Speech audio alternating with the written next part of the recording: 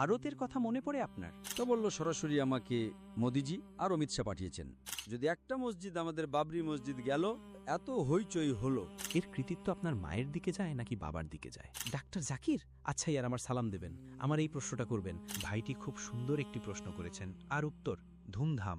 বা এমন কোনো কঠিন প্রতিপক্ষ এসেছে? আর আমার উত্তর জানা নেই। জানা নেই? জানা নেই।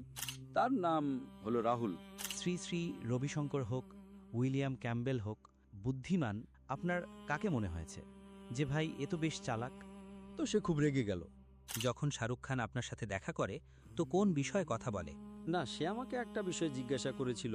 কিন্তু শাহরুখ খানের প্রভাব এত বেশি, সেগুলোতে আপনার আগুনে পুড়িয়ে ফেলা উচিত। এটা কি বললেন আপনি?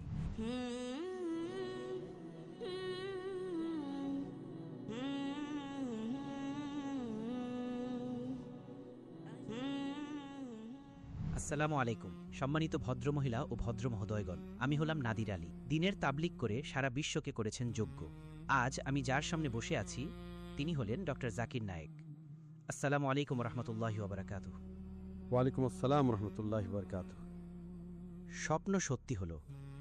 ডাক্তার সাহেব, আপনি বিশ্বাস করুন যে আমি যখন সাক্ষাৎকারের এই ধরনটি শুরু করেছিলাম তখন কিছু নাম আমি চিহ্নিত করেছিলাম যে এগুলো আল্লাহ করুন যেন বাস্তবায়িত হয়ে যায়। আপনার নাম সবার উপরে ছিল, আর আজ আমি আপনার সামনে বসে আছি। আলহামদুলিল্লাহ। এটা একটা স্মরণীয় মুহূর্ত আমার জন্য। আপনাকে অনেক অনেক ধন্যবাদ। আপনি এত অল্প সময়ের ঘোষণায় আমাদের এই আমন্ত্রণকে কবুল করেছেন। আপনি অনেক ব্যস্ত ছিলেন এবং আপনি আপনার ব্যস্ততা থেকে সময় বের করেছেন, আর আমি উড়ে 6 ঘন্টার বিমান যাত্রা করে সরাসরি আমি আপনার কাছে এসেছি আজ। অনেক শুক্রিয়া। আলহামদুলিল্লাহ। আলহামদুলিল্লাহ। ডাক্তার সাহেব ভালো আছেন? ঠিকঠাক আছেন? আলহামদুলিল্লাহ, আল্লাহর দয়া। আমরা ইংরেজিতে কথা বলবো নাকি উর্দুতে? যেটা আপনার পছন্দ হয়। সবার আগে আমরা একদম শৈশব থেকে শুরু করব। 1965 সালে আপনার জন্ম হয়েছে যা উইকিপিডিয়া বলে, ঠিক তো? জি হ্যাঁ, 18ই অক্টোবর। 18 অক্টোবর। 18ই অক্টোবর। আচ্ছা, কাকতালীয়ভাবে 18 অক্টোবর আমারও। ও মাশাআল্লাহ। 92। 92? 92, জি, 18 অক্টোবর। 1965 সালে আপনার জন্ম হয়েছে মুম্বাইতে এবং আপনি সেখানেই জন্ম বেড়ে উঠেছেন। আর আপনি একটু আমাকে বলুন যে ছোটবেলার যে জাকির নায়েক ছিল, যে ছোট্ট বাচ্চাটি ছিল, সে কেমন ছিল? দুষ্টু ছিল, লাজুক ছিল, অন্তর্মুখী ছিল, বহির্মুখী ছিল, কি ছিল?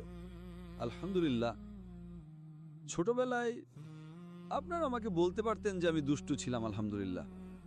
সাথে সাথে অনেকেই জানেন যে ছোটবেলা থেকেই আমি তোতলাই। আচ্ছা, তো যদি কেউ আমাকে জিজ্ঞেস করতো যে আমার নাম কি, তো আমি বলতাম আমার নাম হলো জাকির। তো ছোটবেলায় আমি তোতলাতাম। আমার পুরো বিদ্যালয়ের জীবনে আমাদের বিদ্যালয়ে সেন্ট পিটার্স উচ্চ বিদ্যালয়ে উপস্থিত বক্তৃতা নামক একটি বিষয় ছিল। তো তার ভেতরে শিক্ষকরা আমাকে PF দিতেন, পাস ফেল। বলতে পারেন যে আমার উপর দয়া করে, কারণ কথা বলতে গিয়ে তো আমি তোতলাতাম, দয়া করে আমাকে PF দিতেন। তো ছোটবেলা থেকে আমি তোতলাতাম। আর বিদ্যালয়ের ভেতরে আলহামদুলিল্লাহ আল্লাহর অনুগ্রহে আমি গণিত বিষয়ে, সেই বিষয়টা আমার সবচেয়ে বেশি পছন্দ ছিল। আর তার ভেতরে সবসময় প্রায়ই আমি পুরস্কার পেতাম। আমার পুরো জীবনে গণিতে সেরা। আর অবশ্যই আমাদের বিদ্যালয়ের ভেতরে উচ্চতর শ্রেণীতে দুটি বিভাগ ছিল, একটি ছিল বিকল্প 1, বিকল্প 2। IGCSE, যা আগে আমাদের বোর্ড ক্যামব্রিজ বোর্ড ছিল, পরে ভারতে স্থানান্তরিত হয়ে যায়। তো তার ভেতরে অষ্টম, নবম, দশম শেষ 3 বছরে বিকল্প 1, বিকল্প 2 থাকতো। বিকল্প 1 মানে বিজ্ঞান এবং গণিতের উচ্চতর স্তর, আর বিকল্প 2 মানে গণিত এবং বিজ্ঞানের নিম্নতর স্তর। তো আমি বিকল্প 1-এ ছিলাম। আর আলহামদুলিল্লাহ আমাদের বিদ্যালয়, যা একটা প্রোটেস্ট্যান্ট বিদ্যালয় ছিল, খ্রিস্টান বিদ্যালয় ছিল মুম্বাইতে, কিন্তু তার ভেতরে 80%-এর বেশি মাশাআল্লাহ মুসলমান পড়াশোনা করত। সঠিক। তো সবসময় ছোটবেলায় পড়াশোনার দিক থেকে বলতে গেলে আল্লাহর অনুগ্রহে আমি বেশ এগিয়ে ছিলাম, মেধাবী ছিলাম। কিন্তু খেলাধুলায় সবসময়, খেলাধুলার ভেতরে আমি মাঝারি মানের ছিলাম।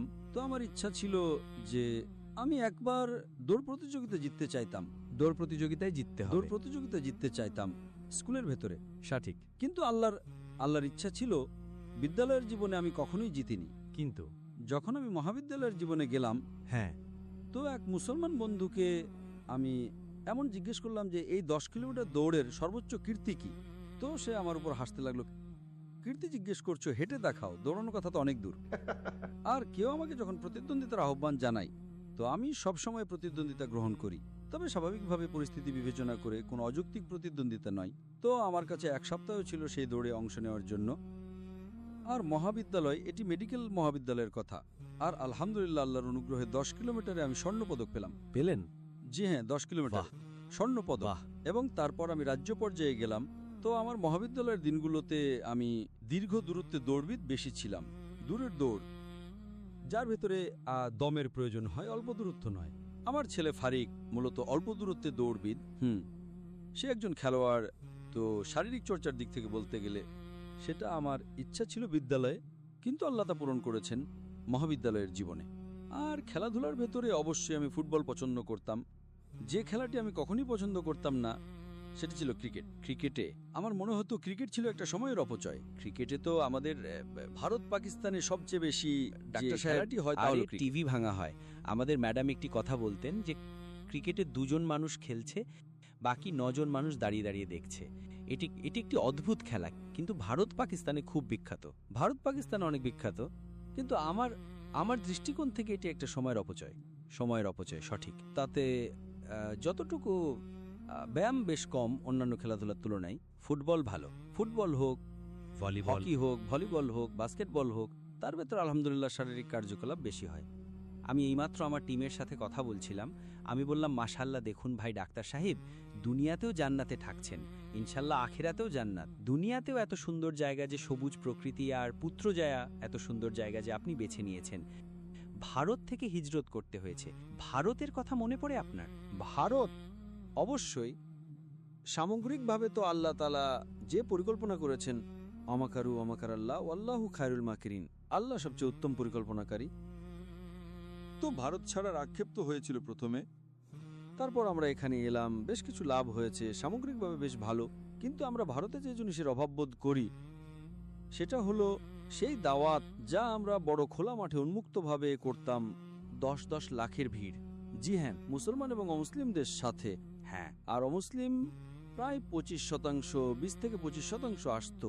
তো যদি জমায়েত হতো 1 লাখের, 25% হতো, 25,000 হতো অমুসলিম। অনেক বড় কাজ। যখন জমায়েত 5 লাখের হতো তো 25% হতো, অনেক বড় কাজ। জমায়েত 1 মিলিয়নেরও হয়েছে, 10 লাখের, তো তার মধ্যে থেকে 2.5 লাখ, 10 লাখেরও এতটাও জানা গেছে 2.5 লাখ অমুসলিম হতো। তো ওই যে দৃশ্য, ভারত ছাড়া কেবল 2 বা 3টি দেশে আরও হতে পারে। আচ্ছা, হতে পারে ভারতের সমকক্ষ এত বড় জমায়েত কোথায়? একটি হতে পারে পাকিস্তানে, জি, একদম ঠিক আছে, একটি হতে পারে বাংলাদেশে, ঠিক আছে, আর একটি ইন্দোনেশিয়াতে। একদম 3টেই সঠিক নাম বলেছেন। আর এখন পর্যন্ত আমি যখন পাকিস্তানে গিয়েছিলাম সেই সময় তো আমি বক্তৃতা দিতাম না, আমি বক্তাই ছিলাম না। প্রথমবার জনসমক্ষে বক্তব্য যা ছোট পর্যায়ের উপরে আমার আয়োজনে দিয়েছিলাম 1992 সালে, জনসমক্ষে দিয়েছিলাম 1994 সালে, 93-94 সালে। আর তারপর এবার বাংলাদেশে যাওয়ার আমার পরিকল্পনা তৈরি হয়েছিল 2 বার। একবার যখন ডক্টর আহমেদ দিদাত, শেখ দিদাতের সাথে, আমার সেই সাল মনে নেই, কিন্তু আপনি এখনো পর্যন্ত বাংলাদেশে যাননি? এখনো যাইনি। আচ্ছা, তো 88 ছিল না 92 ছিল, এমন কিছু। দিদাত সাহেব যাওয়ার কথা ছিল, তো আমিও ভিসার আবেদন করে দিলাম। ভিসা লেগে গেল, সেই সফর বাতিল হয়ে গেল, তো আমি আর যাইনি। তারপর 13 সালের কথা, যে আমি রিয়াদ থেকে ভিসার আবেদন করেছিলাম। তারপর সেখান থেকে গোয়েন্দা সংস্থার খবর চলে এলো জমায়েত অনেক বড় হতে চলেছে, এখন পরিস্থিতি ঠিক নেই। ওহো, তো আপনি স্থগিত করলে ভালো হবে। তো 13 সালেও ভিসা লেগে গেল আর বাতিল হয়ে গেল। পাকিস্তানের কেমন প্রশ্ন আপনি জিজ্ঞেস করলেন, পাকিস্তান আসুন, আপনি কবে আসবেন? আসেননি কবে? এসে গেছি। পরবর্তী পরিকল্পনা আমার হয়েছিল যখন আমি হিজরত করলাম, 2016 সালে হিজরত করলাম। 16, হ্যাঁ, আমার সুযোগ ছিল হয়তোবা যে এখন কয়েক মাস পরে ফিরে যাব, 1 বছর পর, 2 বছর পর। তো যখন 3-4 বছর পর জানা গেল যে এখন যাওয়ার সম্ভাবনা নেই, ভারত, তো আমি সিদ্ধান্ত নিলাম এখন পাকিস্তান যেতে পারি আমি। তো 2020 সালের শুরুতে বা 19 সালের শেষে যখন সিদ্ধান্ত নিলাম যে এখন ভারত যাওয়ার সম্ভাবনা তো অনেক কম, এখন পাকিস্তান যাওয়ায় কোনো ক্ষতি নেই। পাকিস্তান তো আমাকে স্বাগতম জানাবে, অনেক দাওয়াত আছে, অনেক লোক জানে আমাকে। স্যার, আমার একটি প্রশ্ন জাগে। জি হ্যাঁ, আর এই ভারতীয় শ্রোতা যারা চিন্তাশীল শ্রোতা তাদের কাছ থেকেও প্রশ্ন যে এমন একজন ব্যক্তি যাকে আমি মনে করি যে এই উম্মতের মধ্যে এই সময়ে আন্তর্জাতিকভাবে তুলনামূলক ধর্মতত্ত্বকে এত ভালোভাবে বোঝেন যা হয়তো যার কোনো দৃষ্টান্ত পাওয়া যায় না, ভারতে মানে এটা বুঝতে পারছি না যে কেন আপনি যেতে পারবেন না। আপনার বাড়ি মানে আপনি মক্কায় আছেন আর আপনি জানতে পারছেন যে ভারতে এটা হয়ে গেল, আর আপনি মক্কা থেকে নিজের বাড়িতে যানই না আর আপনি মালয়েশিয়ায় স্থানান্তরিত হয়ে যান। এটা একটু এই জিনিসটা বলুন, এটা কি ছিল, কি কি হুমকি ছিল? পাকিস্তান আসার উপর কোনো নিষেধাজ্ঞা ছিল না। আগে পাকিস্তান ভিসা পাওয়া কঠিন ছিল, কিন্তু আমার জন্য অনেক সহজ ছিল। সবাই জানেন, আমার বাবাও জানতেন। পাকিস্তান ভিসা পাওয়া তো আমার জন্য তো একটি ফোন কল ছিল। ঠিক আছে, তো নিষেধাজ্ঞা তো ছিল না, যেতে চাইলে তো যেতে পারতাম। আর আমি 91 সালে গিয়েছিলাম, কিন্তু যে দাওয়াতের কাজ আমি করছিলাম, তো ইসলামের মূলনীতি আছে, শরীয়তের মূলনীতি আছে। একটি বড় ক্ষতি এড়ানোর জন্য একটি ছোট ক্ষতি হতে দেওয়া উচিত। একটি যে ছোট ক্ষতিকে মেনে নাও বড় ক্ষতি থেকে বাঁচার জন্য। যদি আমি পাকিস্তান যেতাম আসতাম, হতে পারে আমার প্রতিষ্ঠান নিষিদ্ধ হয়ে যেত, যখন তারা অভিযোগ করতো যে আইএসআই এর সাথে যুক্ত আছে। জি জি জি। তো সেই ভয়ের কারণে আমি যাইনি। এমন নয়, আমি তো পাকিস্তানদের ভালোবাসি। বাইরে যখন যেতাম, পৃথিবীর বেশিরভাগ ক্ষেত্রেই যদি কোনো রাষ্ট্রদূতের সাথে দেখা হতো, সেটা পাকিস্তানি রাষ্ট্রদূত। যে দেশেই যাই না কেন, তো অনেক বেশি সম্ভাবনা, সেটা সৌদি আরব হোক, ইউএই হোক, বাহরাইন হোক, উপসাগরীয় দেশ হোক, বিদেশি রাষ্ট্র, যেখানেই যেতাম পাকিস্তানি রাষ্ট্রদূতের সাথে তো সাক্ষাৎ হতোই। খাওয়া দাওয়া করতে, দেখা করতে চলে আসতেন, এবং পাকিস্তানি মানুষদের সাথে তো ভালোবাসা ছিল। কিন্তু এই সতর্কতামূলকভাবে আমি নিজে পরিবেশ দেখলাম, তো সেই কারণে নিজেই আমি আর যাইনি। এখন কিন্তু কি সম্ভাবনা আছে ডাক্তার সাহেব ভারতে ফিরে যাওয়ার? তো এই জন্যই 2019 সালে যখন আমার সিদ্ধান্ত হয়ে গেল যে ফিরে যাওয়ার সম্ভাবনা তো নেই, তো আমি বললাম না, এখন পাকিস্তান যেতে পারি আমরা। তো আমার পরিকল্পনা ছিল 2020 সালে শেষের দিকে আসার পাকিস্তান। আর আমি মানুষের সাথে যোগাযোগ করলাম, তো পুরো হয়ে গিয়েছিল পরিকল্পনা। তো এটা 2020-এর শুরুর দিকে পরিকল্পনা হলো। আর বড় বড় যে সরকারের মানুষজন আছে সবাই রাজি হলো, কিন্তু চলে আসলো কোভিড চলে আসলো, একদম ঠিক। কোভিড চলে আসলো। তো কোভিড আসার কারণে এটা স্থগিত হয়ে গেল। আর সাধারণত পরিকল্পনা থাকে অনেক, আমার দেশগুলো থেকে আমন্ত্রণ থাকে, তো পরিকল্পনা থাকে। তো সেটার কারণে 2020 সালে আবার বাতিল হয়ে গেল। কোভিড ছিল 2020 মার্চের মধ্যে, পুরো লকডাউন হয়ে গেল। তারপর 21-এ তো কোনো বক্তৃতার সফর হওয়ার নেই। তারপর আবার বক্তৃতার সফর শুরু হলো 2022 সালে। 21-এ মালয়েশিয়াতে শুরু করলাম বক্তৃতা দেওয়া আমি, কিন্তু আন্তর্জাতিকভাবে 22 থেকে শুরু হলো এবং এখন আবার খুলে গেছে। তো এখন আপনার আছে ইচ্ছা? জি হ্যাঁ, এখন তো ইচ্ছা আছে। আমন্ত্রণ আবার থেকে আসতে শুরু করেছে এবং 2020-এ আপনি আসার কথা ছিল। স্যার, আমার এমন মনে হচ্ছে যে এখনই আপনি চলে আসবেন, আমার মন বলছে। এখন আমন্ত্রণ সম্প্রতি চলে এসেছে, তো ইনশাআল্লাহ। কিন্তু এখন আবার সেই অবস্থা যা হয় পাকিস্তানে। হ্যাঁ, এই প্রতিবাদ হচ্ছে, ওই প্রতিবাদ হচ্ছে। তো ওই তারিখের একটু ইনশাআল্লাহ, আল্লাহ যদি চান, তো আমি চাই যে এই বছর আসি ইনশাল্লাহ ইনশাআল্লাহ। ইনশাল্লাহ। আশাবাদী দোয়া করবেন সম্মানিত ভদ্রমহিলা ও ভদ্রমহোদয়গণ, আপনারাও যে ডাক্তার সাহেব পাকিস্তানে আসেন। ডাক্তার সাহেব, আমার প্রশ্ন সেখানেই থেকে গেল, এখন ভারতে যাওয়া আপনার জন্য সম্ভব কিনা? ভারতে যাওয়া তো একদম সহজ, বাইরে বের হওয়া কঠিন। যাওয়া তো এরা তো লাল গালিচা দিয়ে দেবে আমাকে, আসো ভাই আসো, আচ্ছা ভেতরে আসো, জেলে বসো, अरेस्ट कर लेंगे वो। স্পষ্টতই। আচ্ছা, তাদের তালিকায় তো 1 নম্বর সন্ত্রাসী জাকির নায়েক। যদি আমি বড় সংখ্যায় অমুসলিমরা যদি ইসলাম দ্বারা প্রভাবিত হয়ে ইসলাম গ্রহণ করে, আল্লাহ তাদেরকে হেদায়েত দেন, তো আমি তাদের জন্য সন্ত্রাসী হয়ে গেলাম, তাই না?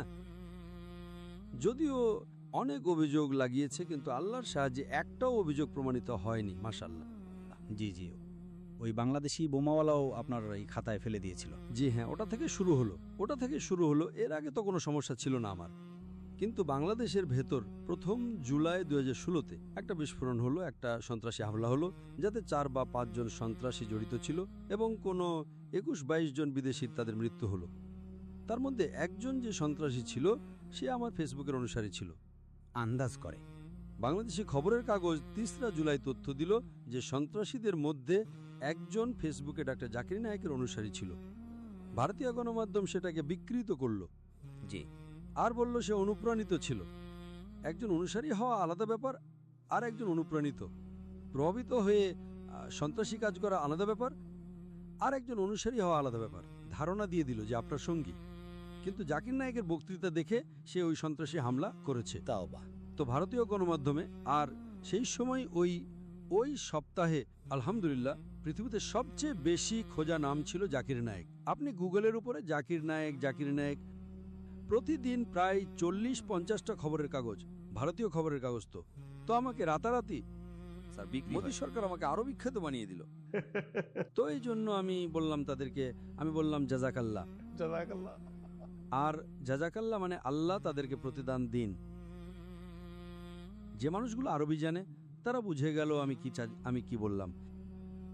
ইংরেজিতে ধন্যবাদও বললাম, কোনো সমস্যা নেই, কিন্তু একটা জাজাকাল্লাহ আলাদা হয় আর একটা জাজাকাল্লাহ খায়রান আলাদা হয়। জাজাকাল্লাহ মানে আল্লাহ তাদেরকে প্রতিদান দিন যেমন করেছে, ভালোর ভালো খারাপের খারাপ। বাহ। এই জন্য যদি আমি কোনো মুসলমান যদি আরবের মানুষকে বলি যে আরবি জানে আর ইসলাম জানে, জাজাকাল্লাহ, বলবে কি গালি দিচ্ছেন নাকি আমাকে? গালিও হতে পারে, গালি তো নয়, হতে পারে, কিন্তু আমি কি কোনো ভুল করেছি? তো জাজাকাল্লাহ মানে আল্লাহ তাদেরকে প্রতিদান দিন। তো যদি কোনো খারাপ কাজ করে সেটার জন্যও হতে পারে। তো সত্যি যদি কাউকে আপনি ধন্যবাদ জানাতে চান তাহলে হওয়া উচিত জাজাকাল্লাহ খায়রান, জাজাকাল্লাহ, আল্লাহ আপনাকে প্রতিদান দিন আপনার ভালো কাজের। একদম ঠিক আছে, সঠিক। তো একটা কথা হলো যে মোদির কাছ থেকে আমার অনেক লাভও হয়েছে আলহামদুলিল্লাহ। হিজরত করেছি, হিজরত তো করতাম না আমি, আর হিজরত করে অনেক লাভও হয়েছে। আল্লাহ তাআলার এটা পরিকল্পনা। আল্লাহ তাআলা যে পরিকল্পনা করেন, তো যে মানুষগুলো ইসলামের শত্রু থাকে তাদের দিয়েও অনেক ভালো কাজ করিয়ে নেন। মোদি সাহেবকে কোনো পরামর্শ দেবেন? ওনাকে তো অনেক পরামর্শ দিয়ে দিয়েছে আমি। কি বলবেন মোদি সাহেব এই মুহূর্তে ভারতের জন্য কেমন, আপনার মতে কি? এখন তো 10 বছর তো অনেক রাজত্ব করেছে, এখন এই নির্বাচনের মধ্যে একটু ওনার জনপ্রিয়তা কমে গেছে। হয়েছে, অনেক কমে গেছে আগের তুলনায়। উনি বলেছিলেন ওনার দল এবং উনি নিজে বলেছিলেন যে আমরা 400 পার করব। 543টা আসন আছে, 543টা আসন আছে, ওনাদের 400-র বেশি পাওয়ার কথা ছিল। আল্লাহর সাহায্যে 50% পাননি উনি। প্রথম নির্বাচনে 50-এর বেশি পেয়েছিল, 50 থেকে 53% জোটের সাথে হয়ে গিয়েছিল। আলহামদুলিল্লাহ ওনার দল একাই 50% পার করেছিল, 54 বা 55%, আর জোটের সাথে প্রায় 64-65-র উপরে হয়ে গেল। তো এবার বললেন একাই বিজেপি 400 পার। 400 পার মানে 2/3 সংখ্যাগরিষ্ঠতার বেশি, একাই বিজেপি জোট নয়। তো 50% পাওয়ার জন্য 272টা আসন চাই, 272। ওনারা পেলেন প্রায় তার চেয়ে কম পেলেন, প্রায় 250 এমন কিছু কম পেলেন ওনারা। আর জোটের সাথে ওনারা 50% পার করে নিলেন, তো আবারও প্রধানমন্ত্রী হয়ে গেলেন। কিন্তু ওই যে ওনার দাপট ছিল, যে বাড়ছিল আর মানুষজন খোদা মানতে শুরু করেছিল, সেটা এখন কমে গেছে। এই জন্যই যখন ওনাদের কাছে নিরঙ্কুশ সংখ্যাগরিষ্ঠতা থাকে আর যদি জোটের সাথে 2/3 থাকে তাহলে যে কোনো কিছু করতে পারেন, সঠিক খেয়াল খুশি মতো করতে পারেন, সংবিধান নিয়ে ছেলে খেলা করতে পারেন। আর সবচেয়ে বড় ছেলে খেলা ওনারা করেছেন ওই 370 অনুচ্ছেদকে ওনারা নিষিদ্ধ করে দিয়েছেন, বের করে দিয়েছেন। আর কাশ্মীরের স্বাধীনতা সেটাকে সরিয়ে দিয়েছেন। আর ওই সময় এটা চলছিল, তখন 370 বের করার আগে কয়েক মাস আগে ওনারা ওনাদের একজন অধস্তন একজন দূত, ইংরেজিতে বলে, একজন মানুষকে পাঠালেন আমার সাথে দেখা করার জন্য। মালয়েশিয়াতে দেখা করতে চেয়েছিল। আমি বললাম ঠিক আছে, কোনো সমস্যা নেই। তো আমরা একটা 5 তারা হোটেলে দেখা করলাম। কোথায়? মালয়েশিয়াতে, পুত্রাজাইতে। আমি বললাম আপনাকে কে পাঠিয়েছে? তো বলল সরাসরি আমাকে মোদিজি আর অমিত শাহ পাঠিয়েছেন, প্রধানমন্ত্রী আর স্বরাষ্ট্রমন্ত্রী। এটা কবের কথা? 2018, যখন এই 370 অনুচ্ছেদ বের হলো কাশ্মীরের, তার কয়েক মাস আগে, সঠিক প্রায় এটা 19 যাই হোক ছিল। তো কি কথা হলো এতে? তো উনি বললেন যে আমরা আমাদের মাঝখানে মধ্যে ভুল বোঝাবুঝি সরাতে চাই, সঠিক। তো আমি বললাম আমার মতে যদি আমাকে কেউ পৃথিবীতে আমার পরিবারের পরে ভালোভাবে চেনে সেটা আপনাদের গোয়েন্দা সংস্থা। আমার পরিবারের পরে যদি আমাকে কেউ একদম গভীরভাবে চেনে সেটা আপনারা। আমার জীবন তো একটা খোলা বই, সেটা আলাদা ব্যাপার যে আপনাদের আমার কাজ পছন্দ হয় না হয়তো, কিন্তু আমি কোনোভাবেই সংবিধানের একটাও অংশ আমি কোনো আমি ভারত সরকারের কোনো আইন ভাঙিনি। তারা মিটমাট করতে চাচ্ছিল আপনার সাথে। হ্যাঁ, একদম সঠিক। কেন? তো কথা প্রায় হলো 5-6 ঘন্টা ধরে। আচ্ছা, দুপুরের খাবারও খেলাম আমরা একসাথে। তো বলল, না আপনি এত বিখ্যাত, আমরা আপনার সাথে থাকতে চাই, আমরা চাই আপনাকে একদম আবার ভারতে ডাকি, একদম পুরোপুরি সম্পূর্ণভাবে। আপনি এত বিখ্যাত, আপনি এত ভালো কাজ করছেন, আপনার জ্ঞান কেমন দিন সম্পর্কে, আপনি হিন্দু ধর্ম সম্পর্কে জ্ঞান রাখেন, ব্লা ব্লা ব্লা করলো কোনো। তো আমি বললাম, আপনারা চান কি? বললো কোনো কিছু না। ফাঁদ তো ছিল না ডাক্তার সাহেব যে আসলে ধরে নাও? আল্লাহু আলাম। আচ্ছা, তো আমি বললাম যে আপনারা চান কি? না, আমরা শুধু চাই যে আমাদের সম্পর্ক ভালো হয়ে যাক। তো আমি তাদেরকে পরিষ্কার বললাম যে দেখো, আপনারা যদি আমার কাছ থেকে কোনো কাজ নিতে চান, আমি আমার দেশের জন্য, রাষ্ট্রের জন্য কাজ করতে প্রস্তুত। আমি 2টা শর্ত দিলাম। 2টা শর্ত? হ্যাঁ, 2টা শর্ত। এক শর্ত হলো, যা আপনি আমাকে বলবেন তা কোরআন এবং হাদিসের বিরুদ্ধে হওয়া যাবে না। 1 নম্বর শর্ত। আল্লাহ এবং আল্লাহ রাসূল এর শিক্ষার বিরুদ্ধে হওয়া যাবে না। বাহ। আর 2 নম্বর, আমাকে আপনাদের টাকার দরকার নেই। যদি এই 2 শর্ত পূরণ হয়ে যায়, আপনারা যা আমার কাছ থেকে কাজ নিতে চান, আমি আমার দেশের জন্য প্রস্তুত। তারপর? তো উনি বললেন, খুব ভালো, কোনো সমস্যা নেই। তো কথা হলো, অনেক কথা হলো। আপনারা চান কি? না, না কিছু না, আমরা চেষ্টা করব এখন আপনাকে ফিরে আসার জন্য। সেই সময় তো কিছু বলেনি, কিন্তু একদম মিটমাট করে নিল, এমন যে ভাই এখন আমরা কয়েক মাসের মধ্যে আপনি আবার থেকে আসতে পারেন। আমার আশা তো ছিল না। আমি বললাম যদি আপনারা, তারপর আমাকে বলতে লাগলেন ওই ব্যক্তি যে এসেছিল ওখান থেকে, দিল্লি থেকে, যে আমরা চাই যে আপনি আমাদের সরকারকে সমর্থন করুন কাশ্মীর বিষয়ে। আমাদের সরকারকে সমর্থন করুন কাশ্মীর বিষয়ে। তো আমি বললাম, এটা তো অসম্ভব। আমি আমার মুসলমান ভাইদের সাথে বিশ্বাসঘাতকতা তো করতেই পারি না। যে মুসলমানরা কাশ্মীরে আছে তাদের অধিকার হলো স্বাধীনতা, আর যে তারা চুক্তি করেছে তার অধীনে থাকলে তো কোনো সমস্যা নেই। অনুচ্ছেদ 370 হলো এমন একটা অংশের, এটা একটা সংবিধান যার ভেতরে তারা স্বাধীনতা পেয়েছে। কিছু জিনিসের ভেতরে স্বায়ত্তশাসন আছে, কিছু জিনিসের ভেতরে তার সাথে ভারত সরকারের আছে। কিন্তু আপনারা যদি কোথাও স্বায়ত্তশাসনকে বের করে দেন, তা তো বাড়াবাড়ি তাদের উপরে। ভারতকে যখন স্বাধীনতা যখন পেল, অনেক এমন যে ভারতের অংশগুলো আছে তারা স্বায়ত্তশাসিত, এতে তো আমি কিছু করতে পারি না। এটা তো কোরআনের বিরুদ্ধে আছে, হাদিসের বিরুদ্ধে আছে। আমার মুসলমান ভাইয়ের সাথে বিশ্বাসঘাতকতা আছে। তাদের প্রতিক্রিয়া তো না এমন না তেমন কিছু বলেননি, প্রশ্নের বাইরে। হ্যাঁ, এটা বলতে পারি যে ভুল হচ্ছে এবং আমি পুরোপুরি এর বিরুদ্ধে। ঠিক আছে, তাদের ধরন ছিল, এটা বিজেপি সরকারের ধরন, যে মুসলমানকে যদি যা চান, নিজের কাজ করানোর জন্য হোক, ওলামা হোক, ব্যবসায়ী মুসলমান হোক, যে কেউ হোক, বা অমুসলিম হোক, তারা প্রথমে এসে ভালোবেসে কথা বলে, তারপর চেষ্টা করে টাকা দিয়ে কেনার। না কেনা গেলে হুমকি দেয়, ভেতরে করে নেবে। এটা তাদের সূত্র। ভালোবেসে করো, প্রশংসা করো, আমরা তোমাদের লাভ দেব। 2 নম্বর, টাকা দিয়ে কেন। প্রায় এই প্রথম দুটোতে প্রায় মানুষ রাজি হয়ে যায়। তৃতীয় হলো, না করলে আমরা ইডিএর তল্লাশি চালাবো, আয় করে তল্লাশি চালাবো। তো আমার সাথে তো সবকিছুই করে নিয়েছে তারা, আমার সমস্যাই নেই। পুলিশ পাঠিয়েছে, ইডি পাঠিয়েছে, এটা পাঠিয়েছে, 1 নম্বর সন্ত্রাসী বলে দিয়েছে। তো আমি ধন্যবাদ বলি, যদি মানুষ মুসলমানের মধ্যে, তো অনেক মানুষ, প্রায় মানুষ জানতো ভারতে, অমুসলিমের মধ্যেও জানতো ভারতে, কিন্তু মোদির পরে এই গদি গণমাধ্যম যা আছে সেটা, যে আমাকে সবসময় গণমাধ্যমে আসার কারণে এখন তো মাশাআল্লাহ অনেক ছোট শতাংশ অমুসলিম ভারতে হবে যারা আমাকে চেনে না। আমার মনে হয় না যে চেনে না। অনেক কম হবে। তো এটা তাদের কারণে। আর তারপর যখনই আমি ভ্রমণ করি, হোক মালয়েশিয়াতে বা বাইরে, অমুসলিমরা এখনো আমাকে ভালোবাসে। তাদের মূল সমস্যা ছিল যে যখন মুসলমানরা আমার বক্তৃতায় আসে সেটা আলাদা কথা, কিন্তু প্রভাবিত হয়ে সেটা ইসলামের যে ভুল ধারণা দূর হয়ে যায়, আর অনেক মানুষ ইসলামও গ্রহণ করে। তো সেটার কারণে তাদের ক্ষতি হচ্ছিল, ওই যে হিন্দুত্বের যে বিবৃতি ছিল না। আর তারপর পরে এনএআইসি আইন চলে আসলো, ওই খসড়া আইন পাশ হয়ে গেল। তারা চেয়েছিল তার ভেতরেও আমি সমর্থন করি। আমি বললাম প্রশ্নের বাইরে। তো সেই সময়, কারণ আমরা আবার ওই দিকে আসি, যে তারা সংখ্যাগরিষ্ঠতে ছিল, তো পাশ করতে পারত। করো, সংসদে যাও, কেউ আপত্তি নিতেই পারে না। বিরোধী দলীয় নেতাও নেই। ভারতীয় সংসদের নিয়ম হলো, বিরোধী দলীয় নেতা হওয়ার জন্য আপনার দলকে কমপক্ষে 10% আসন চাই। তো 543-এর মধ্যে 55টা আসন যদি আপনার দল পায়, তবে আপনি বিরোধী দলীয় নেতা হতে পারেন। এই 10 বছর পর্যন্ত কোনো দল 55টা আসনও পায়নি, তো বিরোধী দলীয় নেতা ছিলই না। কিন্তু এই নির্বাচনে এখন যা কিছু কয়েক মাস আগে শেষ হলো, 2024 সালে শেষ হলো, আলহামদুলিল্লাহ এতে কংগ্রেস 99টা আসন পেয়ে গেছে। আর বাকি যে ভারতের জোট ছিল তারা সংখ্যাগরিষ্ঠতা তো পায়নি, কিন্তু কাছাকাছি ছিল। তো এখন বিরোধী দল শক্তিশালী। এখন কি হয়ে গেল, এখন যে বলছেন না তাদের চাপ এবং দাপট মোদির এখন কমে গেছে, হয়ে গেছে।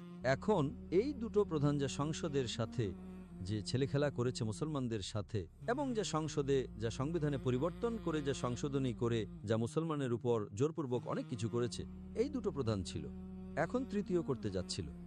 কয়েক সপ্তাহ আগে একটা সংশোধনী খসড়া আইন নিয়ে এসেছেন তারা, ওয়াকফ সংশোধনী খসড়া আইন। ওয়াকফ তো আপনারা জানেন একটা সম্পত্তি দান। আর ভারতে একটা সংস্থা যার কাছে সবচেয়ে বেশি জমি আছে, 1 নম্বর হলো ভারতের প্রতিরক্ষা বিভাগ, 2 নম্বর হলো ভারতীয় রেলওয়ে, 3 নম্বর হলো মুসলিম ওয়াকফ বোর্ড। তো মুসলিম ওয়াকফের যে সম্পদ আছে, যে সম্পত্তি আছে, তা 9.4 লাখ একর আছে। ওহো, 9.5 লাখ প্রায়, একটা 9.5 লাখ একর আছে, বলুন। অর্থাৎ 41 বিলিয়ন বর্গ ফুট, অর্থাৎ 3800 বর্গ কিলোমিটার। দেশের চেয়েও বেশি আছে। আমরা ছোট ছোট দেশ যা বাইরে আছে তার চেয়েও বড় আছে। জি জি জি। তো এরা এখন খসড়া আইনে সংশোধনে আনতে চায় যে ওই খসড়া আইনের বোর্ডের উপরে আমরা অমুসলিমকে রাখব, আমরা সরকারকে আরও ক্ষমতা দেব। তো ভারতীয় সংবিধানে, এই ভারতীয় সংবিধান যখন ভাগ হলো, তো সেটাকে ভারতকে তো গণতান্ত্রিক দেশ বানিয়েছে, কিন্তু আমাদের যে মুসলমান ছিল তারা যে মুসলিম পার্সোনাল ল বোর্ড প্রতিষ্ঠা করেছে, এটা একটা অসাধারণ ব্যাপার। তো এই জন্য কোনো অমুসলিম দেশ পৃথিবীর আছে, ভারত অন্যতম সেরা এবং সবচেয়ে সেরা আমি বলবো, কারণ মুসলিম পার্সোনাল ল বোর্ড আছে। ওয়াকফের সম্পত্তি যা আছে, যা মুসলমানরা খসড়া করেছে সংবিধানে, এই ওয়াকফের যে বিষয়গুলো আছে তা অনেক মুসলিম দেশের চেয়ে ভালো। মুসলিম দেশে যে ওয়াকফের বিষয়গুলো আছে, ওই ভারতীয় ওয়াকফ বোর্ড আরও শক্তিশালী। এতটা সুরক্ষিত করা হয়েছে যাতে যে আমাদের দাদা বাপ দাদা পরদাদা ছিল, যারা দশক এবং বছর আগে, 100 বছর 150 বছর আগে যা ওয়াকফ করেছে, সেটাকে সুরক্ষিত করেছিল, এখন এই মোদী সরকার সেটাকে দখল করতে চায়। তৃতীয় বৃহত্তম ব্যক্তিগত এটা। এই ওয়াকফ যা আছে এটা সরকারিময়, ওগুলো বাকি তো সরকারের আছে না, প্রতিরক্ষা এবং রেলওয়ে, এটা তো ব্যক্তিগত মুসলমানের, অর্থাৎ আল্লাহর জন্য ওয়াকফ করা হয়েছে। তো শুধু মুসলমানদেরই লাভ হওয়া উচিত। তো তার ভেতরে তারা সংশোধনী নিতে চায়। ঠিক আছে, কিছু মুসলমান ভুল করেছে, কিছু মুসলমান যারা মুতাওয়াল্লি আছে এখন টাকা খেয়েছে আর লাভ নিয়েছে। তো লাভ নেওয়া এই ওয়াকফ বোর্ডের ক্ষতি হচ্ছে, তো সেই আড়ালে সেটাকে অজুহাত বানিয়ে বলে আমরা সংশোধনী করতে চাই। সংশোধন করলে তো এরা পুরো দখল করতে পারে। আপনি বুঝেছেন তো? বুঝে গেছি। কিছু মুসলমান ভুল যারা মুতাওয়াল্লি আছে, নিজেদের লাভের জন্য ঘুষ নেয়, কম দামের উপরে জমি দিয়ে দেয় ভাড়ায়, আর অনেক সময় সরকার সস্তা ভাড়া নিয়ে নেয়। আপনাদের হয়তো জানা নেই পৃথিবীর সবচেয়ে দামি বাড়ি কোথায় আছে? মুম্বাইতে। কার আছে? মুকেশ আম্বানির। তা $2 বিলিয়ন মূল্যের। কেউ বলে 1, কেউ বলে 1.5। $2 বিলিয়ন মুকেশ আম্বানির। বলুন। পৃথিবীতে সবচেয়ে দামি বাড়ি, যা 27 তলা ভবন আছে অ্যান্টিলিয়া, তার উপরে 3টি হেলিপ্যাড আছে। পৃথিবীর সবচেয়ে দামি বাড়ি। তার সম্পত্তি কার আছে? ওয়াকফ বোর্ডের সম্পত্তি আছে। আচ্ছা, এই মুসলিম ওয়াকফের ছিল, কিন্তু ওয়াকফের কোনো মুসলমান গন্ডগোল করেছে হয়তো, ঘুষ বা কি আমার জানা নেই বিস্তারিত। তার উপরে আদালতে মামলা হয়েছিল। আদালতে মামলা হওয়ার কারণে মাস পর্যন্ত বা কয়েক বছর পর্যন্ত সে নিজের বাড়িতে প্রবেশও করতে পারেনি, কিন্তু এখন তা পরিষ্কার হয়ে গেছে। আচ্ছা, আমি অবশ্যই বলবো যে হয়তো এই যে হিন্দু আমাদের ভাইয়েরা দেখছেন, হয়তো তারা হয়তো দ্বিমত করবেন এই কথায়, এমন না। এবং এটা না, বেশ বিখ্যাত এই মামলা হয়ে গিয়েছিল। হ্যাঁ, সেটা আলাদা ব্যাপার যে তার ভেতরে মুসলমানের ভুল তো হবেই। তারা কিভাবে তাকে দিল? ওয়াকফ সম্পত্তি আপনারা বেচতে পারেন না, ওয়াকফ আছে না? হ্যাঁ, ওয়াকফ সম্পত্তি আপনারা ভাড়া করতে পারেন, এটা করতে পারেন। তো এই জন্য আমি বলি যে কিছু মুসলমান নিজেদের লাভের জন্য কিছু ভুল করে যাবে। তো সেটাকে উন্নত করার জন্য আপনারা আইনে পরিবর্তন আনতে পারেন। এত পরিবর্তনে তো এনো না যে পুরো দখল করতে পারে। তারা বলল আচ্ছা আমরা আবার থেকে যাচাই করব ওয়াকফ সম্পত্তি আছে কিনা। আমরা অমুসলিমকে বানাবো, তাহলে তার কমিটিতে অমুসলিম কিভাবে কমিটিতে আসতে পারে? তারপর বলতে লাগলো যদি কোনো সমস্যা হয় তো ডিএম এবং জেলা ম্যাজিস্ট্রেট করতে পারে। ওই জেলা ম্যাজিস্ট্রেট তো রাজনীতি, ওই তো পুরো রাজনৈতিকভাবে নিয়োগপ্রাপ্ত। তার মানে এটা যদি সংশোধনী খসড়া আইন চলে আসে তো সরকার চাইলে তো আরামে সম্পত্তি দখল করতে পারে। ঠিক আছে। তো এটা আমি কয়েকদিন আগে বললাম, আমার যে গত শনিবারে হয়েছিল, আজকে বৃহস্পতিবার, তো 4 বা 5 দিন আগে আমি আমার সরাসরি প্রশ্নোত্তর পর্বে বললাম আস্ক ডক্টর জাকিরে। তো এখন ভারতীয় গণমাধ্যমে আবার থেকে চলে এসেছে ডক্টর জাকির নায়েক উত্তেজনামূলক বয়ান দিচ্ছে, মুসলমানকে উস্কাচ্ছে, ভারত সরকারের বিরুদ্ধে। শুরু হয়ে গেল। না, ওই ডাক্তার সাহেব উত্তর পাইনি আমি, যে যখন আপনি তাদেরকে উত্তর দিয়ে দিলেন যে ভারতীয় কর্মকর্তারা এসেছিলেন, তো তাদের কি প্রতিক্রিয়া ছিল? তারা কি তারপর উঠে চলে গেলেন? কি কথা হলো? না, ওই সময় তো পরে আমার যোগাযোগে ছিলেন না। যখন গেলেন তো একদম ভালোভাবেই গেলেন। এখন আপনারা এখন সবুজ সংকেত দিয়ে দিন, আপনারা আবার থেকে ভারতে আসতে পারেন। আমার তো আশা ছিল না, কিন্তু আমি আমার দেশের জন্য যা কিছু জায়েজ আছে। ভারত একটা মহান দেশ। মোদি যদি কোনো সমস্যা করে তো মতবিরোধ হতে পারে, জায়গার সাথে নয়। ভারত অমুসলিম দেশগুলোর মধ্যে পৃথিবীর অন্যতম সেরা একটা। আচ্ছা, অমুসলিম দেশগুলোর মধ্যে থেকে অনেক মুসলিম দেশের চেয়েও ভালো আছে, সঠিক। আলহামদুলিল্লাহ। সেটা একটা আলাদা বিষয়। এখন ভারতে আপনি যাবেন না? না, আল্লাহ চাইলে তো কেন নয়। যদি যদি এখন মোদি না থাকে আর যে পরবর্তী সরকার যদি ন্যায়পরায়ণ হয় তাহলে অবশ্যই যাব আমি। কারণ এখন পর্যন্ত আমি দোষী সাব্যস্ত হইনি। যখন ভারত সরকার দায়ের করলো আমার বিরুদ্ধে আদালতের ভেতরে, আমার পুরো সম্পত্তিকে বাজেয়াপ্ত করে নিল, তো আমরা তাদের আদালতের ভেতরে তার বিরুদ্ধে আবেদন দায়ের করলাম। তো তার বিচারক যে ছিল ইডি আদালতের প্রধান বিচারক, তার নাম ছিল মনমোহন সিং, সে শিখ ছিল। তো সে যখন অভিযোগ লাগালো জাকির সন্ত্রাসী আছে, সন্ত্রাসী বয়ান দেয়, মানুষকে বলে, উত্তেজনামূলক বয়ান দেয় এবং সন্ত্রাসবাদ ছড়ায়, তো ওই বিচারক বলল যে আপনাদের হয়তো জানা নেই, আমি শত শত ডাক্তার জাকির নায়েকের বক্তৃতা দেখে ফেলেছি। বাহ। আপনারা আমাকে একটা বক্তৃতা বলুন ওনার, ডাক্তার জাকির নায়েকের প্রসঙ্গের ভেতরে উনি সন্ত্রাসবাদকে প্রচার করেছেন, আর আমি ওনার পুরো সম্পত্তির উপরে বাজেয়াপ্ত করার নির্দেশ দিয়ে দেব। ঠিক আছে, শুধু একটা হ্যাঁ বলেনি। আইনজীবী চুপ হয়ে গেল। তো উনি বললেন যে আপনারা কি ডাক্তার জাকির নায়েকের বয়ান দেখেছেন? তো আইনজীবী বললেন না, দেখিনি আমি। তো আপনারা যখন শুনেননি ওনার উপর অভিযোগ লাগাচ্ছেন, অন্তত শুনুন তো ঠিক করে। তো ঐতিহাসিক রায় ছিল এটা। তো তার উপরে স্থগিতাদেশ চলে আসলো। ব্যাস, স্থগিতাদেশ আসার কারণে আমরা ওটাকে বেচতে পারি না, সম্পত্তিকে ভাড়া দিতে পারি না। কিন্তু তারপর আপনার জানা আছে যদি কোনো বিচারক, ঠিক সেই সময় মোদির অনেক ক্ষমতা এখনো আছে, বিচার ব্যবস্থা আছে, না একটু বেশি, তো বিচার ব্যবস্থাও ভয় পেতে শুরু করেছিল। আপনি বয়ান তাদের, যদি আপনি রায় তাদের হিসাব অনুযায়ী না দেন, আপনাকে বদলি করে নেয়, তাদের হাতে আছে। ঠিক আছে। তো হস্তক্ষেপ অনেক ছিল, এটা এখন কমে গেছে। তো এই যে আপনি বলছেন মোদির যে ক্ষমতা আছে, এখন এই সংশোধনী বিল কি হয়ে গেল, যখন তারা উপস্থাপন করলো বিরোধী দল আপত্তি জানালো, তো সংসদকে এটা বিচার বিভাগের হাতে দিতে হয়েছিল। সংসদ, আপনি বুঝেছেন তো? আর বলল যার আপত্তি আছে 13ই সেপ্টেম্বর হলো শেষ সময়সীমা। 13ই সেপ্টেম্বর পর্যন্ত যে মুসলমানের এই বিলের উপর আপত্তি আছে আপত্তি করুক। তো এটা বিচার বিভাগীয় পর্ষদ হয়ে গেল। তো আমি আমার বয়ানে বললাম আর একটা বার্তা প্রকাশ করলাম যে এখন মুসলমানকে জাগতে হবে। যদি একটা মসজিদ, আমাদের বাবরি মসজিদ গেল, এত হইচই হলো, ঠিক আছে, হাত থেকে বেরিয়ে গেল।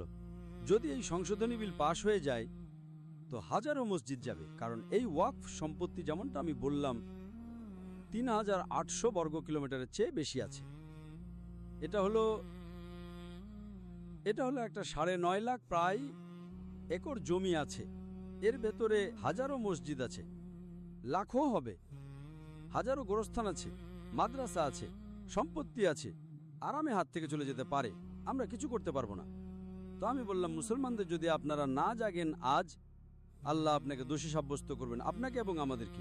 এসেছে নিঃসন্দেহে, এটা আমাদের দায়িত্ব। নিঃসন্দেহে। যদি আমাদের বাপদাদারা পর্দাদারা ওয়াকফ করেছে তো আমাদের ভালোর জন্য, আর আমরা ঘুমাচ্ছি, আমরা এর জন্য দায়ী। তো আমি বললাম আপনারা গিয়ে আপত্তি তুলুন। আর যদি 2.5% মুসলমানও, আমাদের জনসংখ্যা 210 নিযুত আছে, 21 কোটি পিডব্লিউ প্রতিবেদন অনুযায়ী এবং ভারতীয় প্রতিবেদন, যদি 2.5%, যদি 50 লাখও আপত্তি করে 2.5% শুধু, তো এই বিল থেমে যাবে।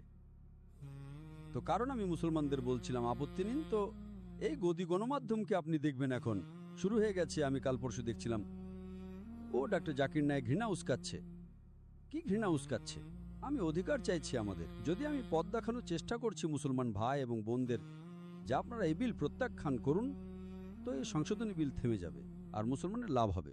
ডাক্তার সাহেব, আপনি যে পরিবেশে এসেছেন, ধর্মীয় পরিবেশে, এর কৃতিত্ব আপনার মায়ের দিকে যায় নাকি বাবার দিকে যায়? কার দিকে যায় সেখান থেকে? ওই মানুষগুলো পরিবেশে ছিল নাকি আপনি বেরিয়েছেন ঘর থেকে এবং আপনি একটা ঐতিহ্য ধরে রেখেছেন? এটা কি হলো বলুন? বেশিরভাগ ঘরের পরিবেশ ছিল, আলহামদুলিল্লাহ, ঘরের পরিবেশ বেশ ইসলামী ছিল। কিন্তু মা বাবা কখনোই আমাদের বাধ্য করেননি, কখনোই। फोर्स नहीं किया कि भाई नमाज पढ़ो, कहते थे। কিন্তু কখনো জোর জবরদস্তি করেননি। ঠিক আছে। তো আমরা যখন আমি বিদ্যালয়ে ছিলাম, তো ছোটবেলা থেকে মনে আছে আমার যে আমি শিশু শ্রেণীর ভেতর বা প্রাথমিকে রোজা রেখেছি, কিন্তু পুরো মাস আমি পূর্ণ করেছি দ্বিতীয় শ্রেণীতে 7 বছর বয়সে। তো 7 বছর বয়সে সবচেয়ে প্রথমবার আমি পুরো রমজান রোজা রেখেছি। মাশাআল্লাহ। তার আগে 4 বা 5 বছর বয়সে আমি 5-10টা এমন রেখে থাকবো। আর যতদূর নামাজ পড়ার প্রশ্ন আছে, তো আমি আমার মা বাবাকে দেখতাম, তো আমি নামাজ পড়তাম, কখনো দিনে 2 বার, কখনো দিনে 3 বার, কখনো 4 বার, কিন্তু কখনো মা বাবা জোর জবরদস্তি করেননি। কিন্তু মানুষজন পড়তো, তো আমিও পড়তাম। 7ম বা 8ম শ্রেণীর মধ্যে হবে যখন আমার মা বাবার একজন বান্ধবী ছিল, যে আমাকে বলল যে বেটা আপনি যখন নামাজ পড়েন তো 5 ওয়াক্ত পড়েন? আমি বললাম কখনো কখনো পড়ি, কখনো 3 বার, কখনো 4 বার, কখনো 5 বার। তো তিনি বললেন যে আপনি যখন নামাজ পড়বেন, তো যদি আপনি আসরের নামাজ পড়েন তো আল্লাহর কাছে দোয়া করুন যে আপনার মাগরিব যেন ছুটে না যায়।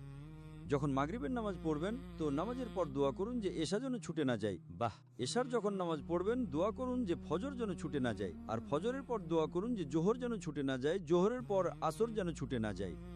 এটা 40 দিন পর্যন্ত করুন, তারপর আপনার যদি যতবার পড়ার ইচ্ছা হয় পড়ুন। তো আমি বললাম আচ্ছা ইনশাল্লাহ 40 দিন তো পুরো করব আমি, 40 দিন করাতে কি আছে। বাহ। তো সেই সময় থেকে আলহামদুলিল্লাহ। বলে 40 দিন যদি আপনি নামাজকে না ছাড়েন না, তো তারপর 40 দিনের পর নামাজ আপনাকে ছাড়বে না, নামাজ ধরে নেবে আপনাকে। এটা একটা অভ্যাস হয়, তৈরি আলহামদুলিল্লাহ হয়ে যায়। তো 7ম শ্রেণীতে ছিলাম আমি প্রায় আনুমানিকভাবে। সেই সময় থেকে মাশাআল্লাহ 5 ওয়াক্তের নামাজ। তো যতদূর ঘরের পরিবেশ ইসলামী ছিল, কিন্তু এটা উন্মুক্ত ছিল। যেমন আব্বা আম্মি আমাদেরকে স্বাধীনতা দিয়েছিলেন, যা আপনার ঠিক মনে হয় করুন, তারা পথ দেখাতেন। কিন্তু একজন সাধারণ মুসলমান যা করে, 5 ওয়াক্ত নামাজ মাশাআল্লাহ পড়তাম 7 বছর বয়স থেকে। আমি দুঃখিত, 7ম শ্রেণী থেকে 13 বছর বয়স থেকে রোজা রাখতাম, মাশাআল্লাহ হজও করেছিলাম। তো পরিবেশ তেমন যা সাধারণ মুসলমান ভালো, কিন্তু যে দাওয়াতি মেজাজ ছিল না আমার জীবনে। আমি 1987 সালে যখন আমি চিকিৎসা মহাবিদ্যালয়ে 2য় বর্ষে ছিলাম, তো সেই সময় আমি শেখ আহমেদ দিদাতের সাথে দেখা করেছিলাম। বাহ। তো আমার বাবার শখ ছিল, মাশাআল্লাহ তিনি অনেক ওলামার সাথে সবসময় যোগাযোগে থাকতেন। আর ওনার মেজাজ ছিল যে তিনি খোলা মনের ছিলেন, চাই জামাতে ইসলামী হোক, চাই দেওবন্দি হোক, চাই বেরলভি হোক, চাই আহলে হাদিস হোক, চাই সালাফি হোক। বাহ। বিভিন্ন মতাদর্শের মতপার্থক্য রাখতেন, কিন্তু একভাবে, মানে সবাই ভাই। মতপার্থক্যই না, তিনি মাশাআল্লাহ, আমার বাবার একটু আলাদা মেজাজ ছিল। ঠিক আছে, আপনার ঠিক মনে হয় করুন, আমার এটা ঠিক মনে হয়। তো তিনি কখনো তর্কে জড়াতেন না।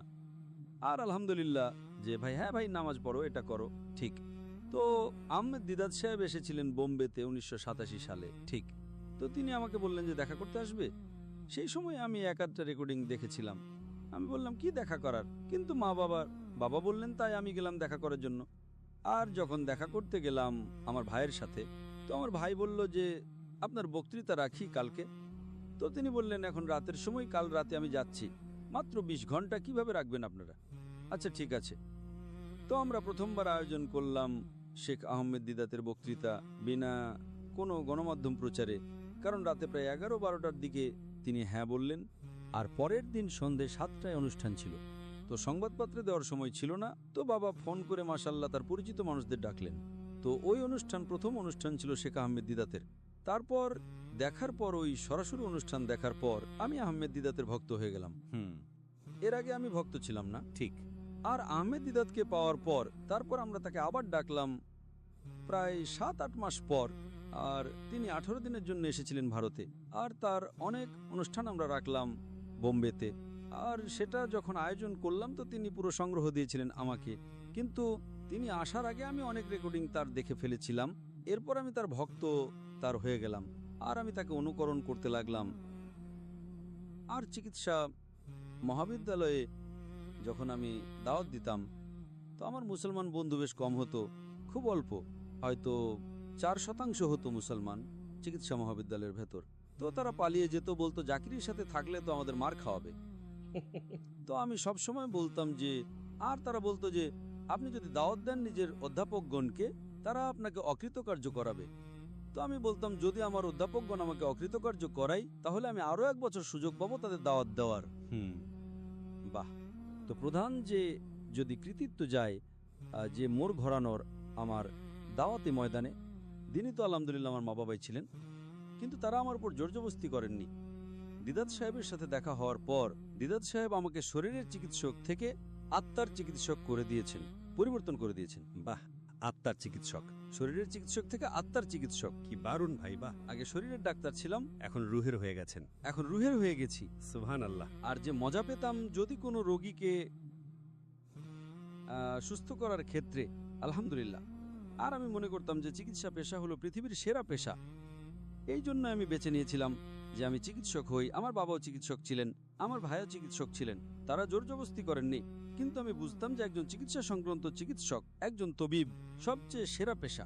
যখন দিদাত শেবির পর দেখা হওয়ার পর আমার জানা হলো যে আল্লাহ সুবহানাহু ওয়া তাআলা কোরআনে বলেছেন সূরা ফুসসিলাত সূরা নম্বর 41 আয়াত নম্বর 33-এ, ومن أحسن قولا ممن دعا إلى الله وعمل صالحا وقال إنني من المسلمين।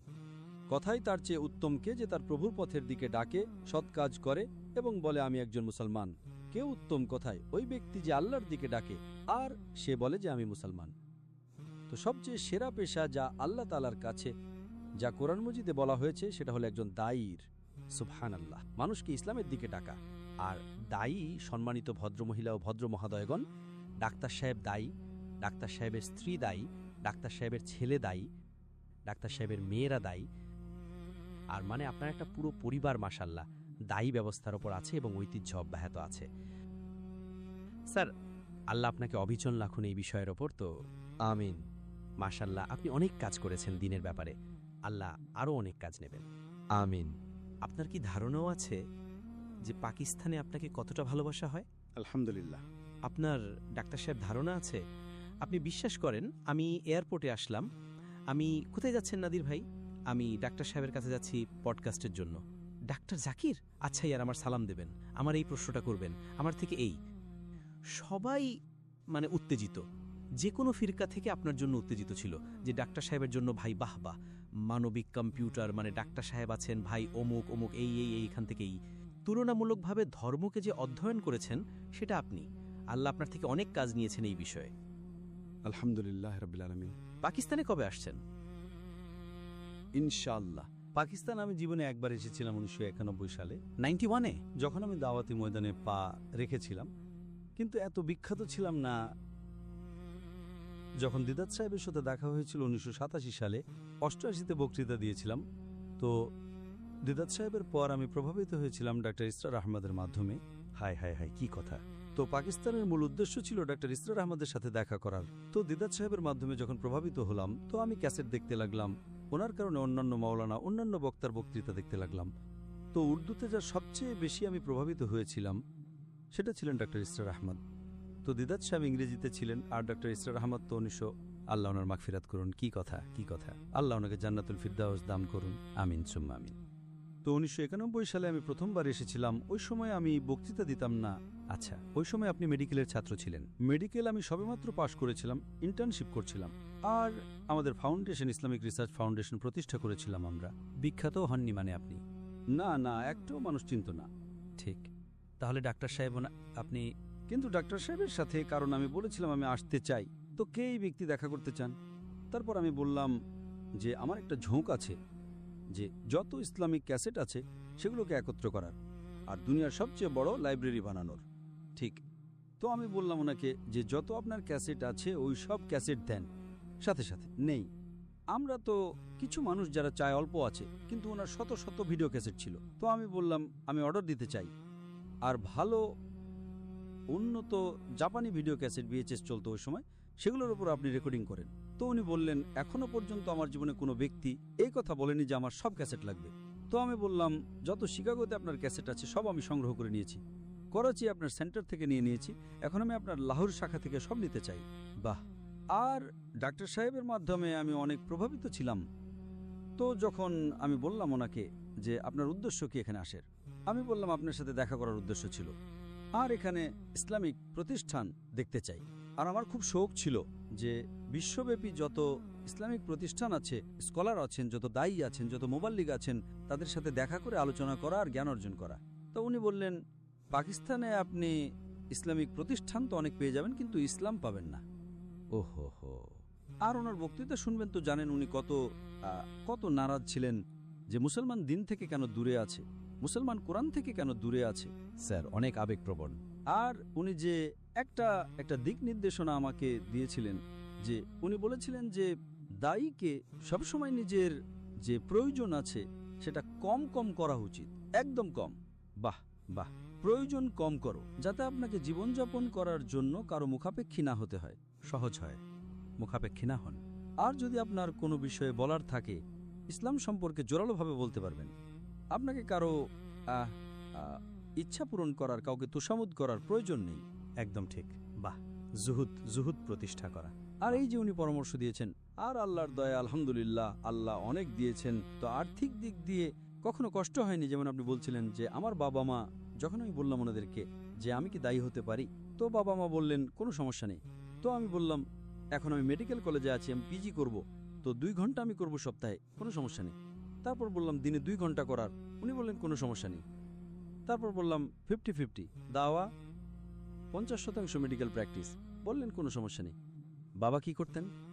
বাবাও ডাক্তার ছিলেন। আচ্ছা, তিনিও ডাক্তার ছিলেন। বাবা সাইকিয়াট্রিস্ট ছিলেন। মাশাআল্লাহ, আল্লাহ অনেক উত্তম প্রতিদান দিন। তো তারপর আমি বললাম যে 50-50, বললেন কোনো সমস্যা নেই। তারপর বললাম 2 ঘন্টা মেডিকেল প্র্যাকটিস করব, বাকি দাওয়া করব, বললেন কোনো সমস্যা নেই। আর এসব এমন নয় যে 2 বছর পর হয়েছে, 3 মাস পর। তো 1.5-2 বছর আমি বললাম বাবা মার কাছে যে আমি শতভাগ দাওয়া করব, বললেন কোনো সমস্যা নেই। তো পুরো সমর্থন ছিল ওনাদের সমর্থন ছিল।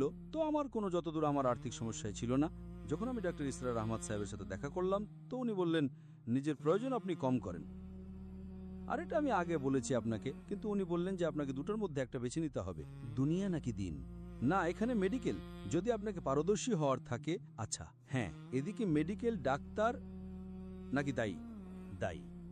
ইসলামে তো দিন আর দুনিয়া দুই আছে, একটা একমাত্র ধর্ম আছে যাতে দুটোই গুরুত্বপূর্ণ। বাহ বাহ বাহ। কিন্তু যদি আপনাকে স্পেশালিস্ট হওয়ার থাকে, উনি বললেন যে আমি 7 বছর চেষ্টা করেছি, মেডিকেল ডাক্তার ছিলাম আর দাওয়াতে দিতাম। যদি এক ফিল্ডে পারদর্শী হওয়ার থাকে, দুটোর মধ্যে একটা বেছে নাও।